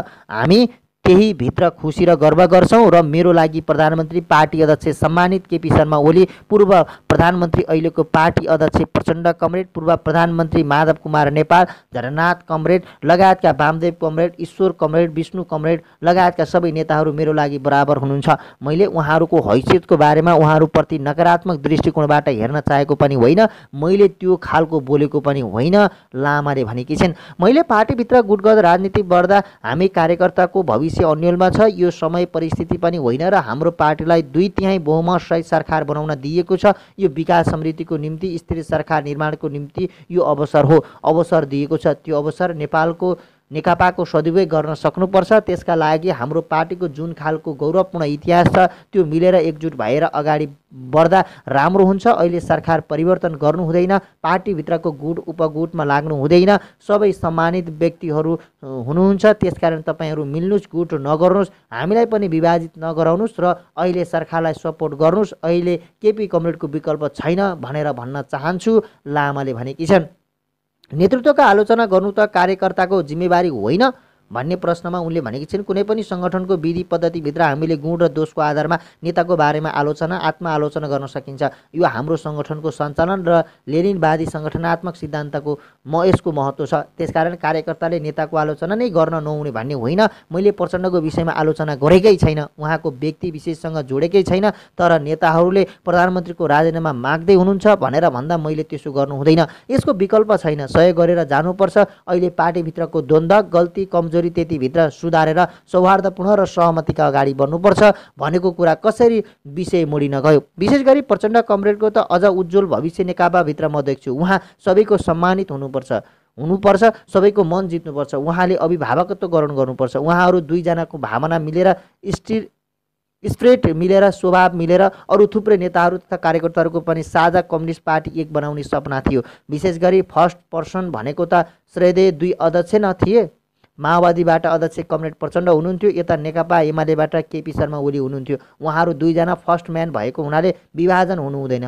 जब उहाँहरू नै विभाजन भयो भने त्यसले ठुलो ध्रुवीकरण हुन्छ, त्यो ध्रुवीकरण फरक हुन्छ, त्यसले छेदविच्छेद हुन सक्छ, यतातिर जान हुँदैन भनेको हुँ, लामाले भनेकी छिन्।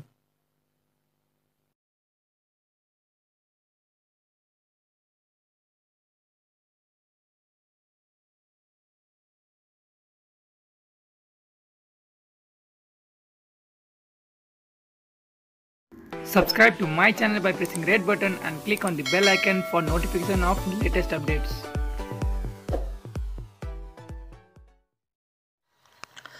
प्रधानमन्त्री केपी शर्मा ओलीलाई प्रधानमन्त्रीबाट हटाउन अभियान सुरु गर्दा माधव कुमार नेपाल पक्षका नेताहरूले संसदमा नयाँ बजेट प्रस्तुत गर्नुअघि नै सरकार फेर्ने योजना बनाएका थिए। त्यही योजनाअनुसार उनीहरूले प्रयास नगरेका पनि होइनन्। परिस्थिति यस्तो बन्यो कि ओलीलाई प्रधानमन्त्रीबाट हटाउन त सम्भव भएन नै उनले स्थायी समिति बैठक पनि अब बजेट आउनु अघि नराख्ने सङ्केत दिएका छन्।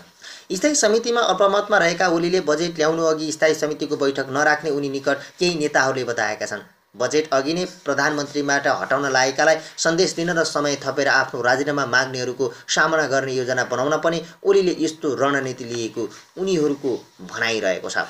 ओली निकट स्थायी समिति सदस्य तथा गण्डकी प्रदेशका मुख्यमन्त्री पृथ्वी सुब्बा गुरुङले तत्काल स्थायी समितिको बैठक आवश्यक नभएको जिकिर गरेका छन्। कोरोना सङ्कटको बेलामा केन्द्रित हुनुपर्ने सरकार र नेताहरू अनावश्यक कुराको माग गरिरहनु भएको छ। गुरुङले भने बैठक माग गर्ने विधि र प्रक्रिया ठिक भए पनि यो समयको हिसाबले उपयुक्त होइन। प्रधानमन्त्री ओली पनि तत्काल बैठक राखेर अनावश्यक तनाव लिने पक्षमा नरहेको उनको भनाइ छ। यसअघि आन्तरिक दबाव बढ्दै गएपछि सचिवालय बैठकले 25 वैशाखमा स्थायी समिति बैठकको मिति तोकेको थियो। तर सो बैठकको एजेन्डा तय गर्न 24 वैशाखमा बसेको सचिवालय बैठकको विषयमा ओली उठेर हिँडेपछि स्थायी समिति अनिश्चित बनेको थियो, जसको मिति अझै तोकिएको छैन। मुख्यमन्त्री गुरुङका अनुसार स्थायी समितिमा अनावश्यक एजेन्डा पार्न खोजेपछि प्रधानमन्त्री ओलीको बीचमा उठेर हिँडेका थिए। 26 वैशाखदेखि संसदको बर्खे अधिवेशन प्रारम्भ भएको छ। 28 र 29 वैशाखमा संसदमा प्री बजेट छलफल हुँदैछ भने 2 जेठमा राष्ट्रपति विद्यादेवी भण्डारीले सरकारको नीति तथा कार्यक्रम संसदमा ल्याउँदैछन्। यी सबै कामको चाप देखाएर प्रधानमन्त्री ओलीले स्थायी समितिको बैठक राख्न खोजिरहेका छैनन्। अर्का अध्यक्ष पुष्पकमल दाहाल प्रचण्डलाई भने नेताहरूले तत्काल बैठक राखेर पार्टी र सरकारका विषयमा छलफल गर्नुपर्ने दबाब दिएका छन्।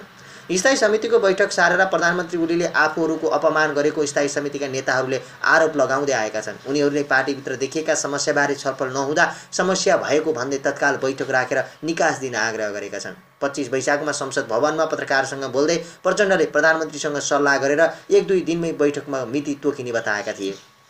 त्यसै त प्रचण्डले ओलीसँग 4 पटक भेट गरिसकेका छन्। 2 अध्यक्षबीच घण्टौँ छलफल भए पनि स्थायी समितिको बैठक बोलाउने विषयमा कुनै प्रगति भएको छैन। बजेट भाषण अघि बैठक बस्ने सम्भावना कम रहेको ओली निकट नेताहरूले बताइरहेका छन्। बैठक माग गर्ने नेताहरूले प्रचण्डलाई भेटेर कुनै हालतमा बैठक राख्नुपर्ने सुझाव रहेका छन्। स्थायी समितिको बैठक 2 जना अध्यक्षको सहमतिको आधारमा तोकिनुपर्ने हो। ओलीजीले बैठकमा उति साह्रो मन गर्नुभएको छैन। एक स्थायी समितिका सदस्यले भने बजेट अघि बैठक बस्नुपर्छ भन्ने हाम्रो माग यथावत रहेको छ। ओली र प्रचण्डबीच दैनिक छलफल भए पनि यसबारेमा कुरै नभएको प्रचण्ड निकट स्रोतले जनाएको छ। एकजना अध्यक्षले नचाहँदा बैठक बस्न सक्दैन। 2 जना अध्यक्ष जहिले तयार हुन्छन् त्यही दिन बैठक बस्न समय लाग्दैन। ती नेताले भने मुख्य कुरा अहिले ओलीले बैठक राख्न मन गर्नुभएको छैन। मुख्यमन्त्री गुरुङ चाहिँ 2 अध्यक्षबीच मन मिले तत्काल बैठक बस्न सक्ने बताउँछन्। 2 जना अध्यक्षबीच एजेन्डामा सहमति जुट्यो भने भोलि नै बैठक बस्न सक्छ। उनले भने बैठक बोलाउने भनेर निर्णय गरिसकेपछि साथीहरू कहिले कटेसर कहिले हात्तीवनमा बैठक गरेका छन्। अनि प्रधानमन्त्री आफ्नै पद दाउमा राखेर किन बैठक राख्नुहुन्छ त? सरकारले 8 वैशाखमा 2 वटा विवादास्पद अध्यादेश ल्याएपछि नेकपाकै 20 जना नेताहरूले तत्काल स्थायी समितिको बैठक माग गरेर अध्यक्ष द्वयलाई हस्ताक्षर बुझाएका थिए। पार्टीभित्रको तीव्र दबावका कारण सरकारले ल्याएको अध्यादेश 12 वैशाखमा फिर्ता लिएको थियो। अध्यादेश फिर्ता लिएर आफ्नो आधा माग सच्याएको भन्दै नेकपाका नेताहरूले आधा मागको सम्बोधन भने बैठक राखेपछि मात्र हुने बताएका थिए। सरकारको कार्यशैली पार्टी सञ्चालनको प्रक्रिया स्पष्ट जनमत हुँदाहुँदै पनि सरकारबाट भइरहेका अलोकप्रिय कामहरूको जनतामा निराशा छाएको भन्दै नेताहरूले स्थायी समितिको बैठकबाट गम्भीर समीक्षा गरेर अघि बढ्नुपर्ने माग गरेका थिए। बैठक स्थगित भएपछि स्थायी समितिका नेताहरूले प्रचण्ड निवास खुमाटार पुगेर बैठकको एजेन्डा समेत दिएका थिए। प्रचण्डले प्रधानमन्त्रीसँग भेटेर कुरा राखेको बताए पनि त्यसपछि अहिलेसम्म बैठकबारे कुनै जानकार नआएको स्थायी समिति सदस्य हरिबोल गजुरेलले बताएका छन्।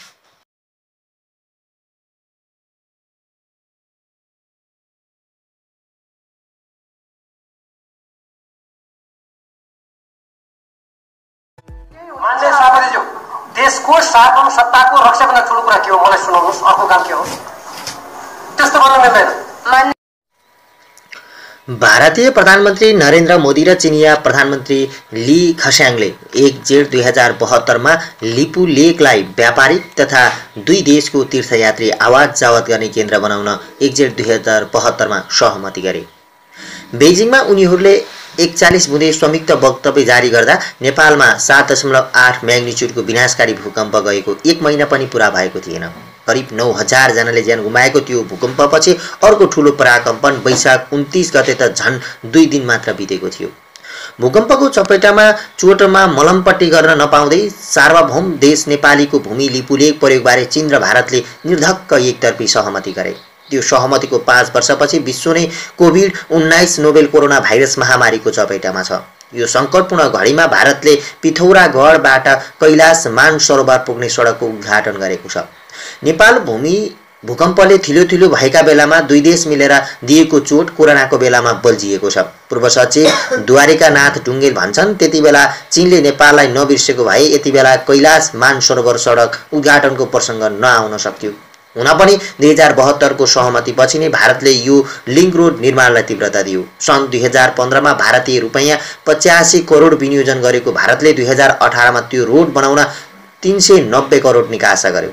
नेपाली भूमि प्रयोगबारे दुई देशले मनमौजी सहमति गरेपछि नेपाल सरकारले भारत र चीनलाई नेपालले त्यो सहमति हामीलाई मान्ने छैन भनेर प्रोटेस्ट नोट पनि पठाएको थियो। त्यति बेलाका प्रधानमन्त्री स्वर्गीय सुशील कोइरालाका परराष्ट्र सल्लाहकार रहेका दिनेश भट्टराई दुवै देशलाई एउटै बेहोराको प्रोटेस्ट नोट पठाएको बताउँछन्। त्यति बेला भारत र चीन दुवैलाई प्राकपको नाम मात्रै फरक पारेर उही भाषामा पत्रचार गरेका थियौं। भट्टराई भन्छन् पछि चीनिया मन्त्री आउँदा पनि यो कुरा उठेको थियो तर चीनले वास्ता नगरेको भट्टराई बताउँछन्। परराष्ट्र मन्त्रालयका एक अधिकारी भने नेपालको प्रोटेस्ट नोटको जवाफ चीनले पठाएको बताउँछन् तर चीनको जवाफमा पक्षताप गरिएको वा छलफल गरेर टुङ्गो लगाउला भन्ने आशय नझल्किएको उनी बताउँछन्। सन् 1954 मा भारत र चीनबीच बेजिङमा भएको 5 प्रिन्सिपल्स अफ पिसफुलको एक्जिस्टेन्समा लिपुलेखलाई उनीहरू दुई देशबीचको सीमाबिन्दुको रूपमा उल्लेख गरेको छ। त्यसबेला चीनले भर्खरै स्वशासी क्षेत्र बनाएको तिब्बत सिमानामा पर्ने क्षेत्रबारे निर्णय गर्दा पनि उनीहरूले नेपाललाई बेवास्ता गरेको देखिन्छ। यद्यपि सन् 1962 को चीन भारत युद्धपछि त्यो सम्झौता कायम नरहेको परराष्ट्र मामिलाका जानकारहरू बताउँछन्। नेपालले चीनबीच सन् 1955 मा दैत्य सम्बन्ध स्थापना भएको हो। दैत्य सम्बन्ध अघिको सहमति भएकाले नेपालले त्यसलाई मान्नै पर्ने बाध्यता पनि छैन। नेपाल र चीनबीच 1408 किलोमिटर लामो सीमा छ। 7 माघ 2019 मा भएको प्रोटोकलका आधार उत्तरी छिमेकीसँगको सीमा रेखाङ्क चिन्ह तथा स्तम्भ निर्धारण भएको थियो।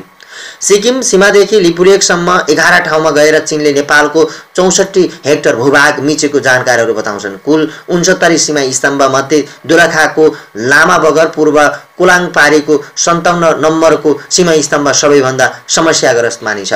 सगरमाथा चुमुलोङ्गनमा को सीमा विवाद भने चिनिया प्रधानमन्त्री चाङु लाईको विक्रमसम्म 2017 सालको नेपाल भ्रमण अघि नै मिलिसकेको थियो। दोस्रो पटक नेपाल भ्रमणमा आउँदा चाउ एन लाईले सम्पूर्ण तथ्यहरूले सगरमाथा नेपालकै भएको देखिसकेको बताएका थिए। नेपाल र चीनबीचको सीमा निर्धारण हुँदा लिपुलेखमा सीमा स्तम्भ राखिएन। त्यसको कारण थियो भारतको अनुपस्थिति। तीन मध्ये एउटा मात्रै देशको अनुपस्थितिमा त्रिदेशीय बिन्दु निर्धारण सम्भव थिएन। त्यतिबेला भारत उपस्थित नहुँदा चीन र नेपालले त्रिबिन्दु निर्धारण गर्न सकेन। भारतको कालापानी सुस्ता गरेको अतिक्रमणबारे अध्ययन गर्न 2072 सालमा गठित अध्ययन समितिका संयोजक सूर्यनाथ उपाध्याय भन्छन्। तर त्यही लिपुलेखको विषयमा चीन र भारत मात्रै बसेर निर्णय गरे जुन नेपाललाई मान्ने छैन।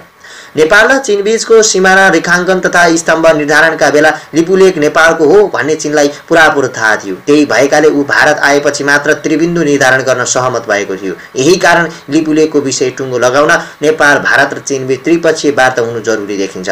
सन् 1816 मा सुगौली सन्धि अनुसार लिम्पुवाधुरा मुहान भएको काली महाकाली नदी नै नेपाल र भारतबीचको सीमा नदी हो। तर भारतले चीनलाई हेरेर गुन्जी, कुटी, कालापानी, लिपुलेख लगायतका नेपाली भूभाग अतिक्रमण गरेको जानकारहरू बताउँछन्। लडाईका बेला चीनलाई निगरानी गर्न सजिलो हुन्छ भनेर भारतले हाम्रो त्यो क्षेत्रमा कब्जा जमाएको हो। पूर्व राजदूत हिरणडे लाल श्रेष्ठ भन्छन्। उनीहरूबीच सम्बन्ध सुधार हुँदा नेपाललाई अप्ठ्यारो पर्ने काम गर्न पाइँदैन। चीनिया राष्ट्रपति सी जिनपिङको गत असोजमा भएको नेपाल भ्रमणको पूर्व सन्ध्यामा सिकै नाममा प्रकाशित लेखको एउटा वाक्यांश थियो, चीनले राष्ट्रिय सार्वभौमिकता, स्वतन्त्रता, देशको अखण्डताको रक्षा गर्न र देशको अवस्था अनुरूप विकास मार्ग अपनाउन नेपाल दृढतापूर्वक समर्थन गरेको छ। चीनले विभिन्न सार्वजनिक मञ्चमा समेत छिमेकी देशहरूको सार्वभौमिकता र अखण्डताको पक्षमा रहेको बताउँदै आएको छ। उसले साना देशहरूको सार्वभौमिकताको रक्षा गर्न समेत बताउने गरेको छ।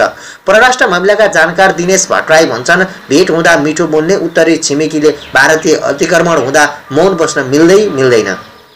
पूर्व परराष्ट्र मन्त्री समेत रहेका राष्ट्रिय प्रजातन्त्र पार्टीका अध्यक्ष कमल थापाले नेपालको सहमति बिना त्रिदेशीय बिन्दु लिपुलेकलाई व्यापारिक नाका बनाउनु आपत्तिजनक भएको बताउँछन्। नेपालको विरोधलाई व्यवस्था गर्दै सडक बनाउने भारत र सो बाटोमा यातायात सञ्चालन गर्ने दिने चीन दुवैले नेपालको सार्वभौमिकताको उपेक्षा गरेका छन्। परराष्ट्र मन्त्री थापाले ट्विटमा भनेका छन्, यस विषयमा भारत र चीनले वार्ता गर्न र प्रमाणका आधारमा त्रुटि सच्याउन तयार हुँदैनन् भने केवल वक्तव्यबाजी मात्रै गरेर हुँदैन, राष्ट्रिय सहमतिका आधारमा अन्तर्राष्ट्रियकरण गर्नुपर्छ।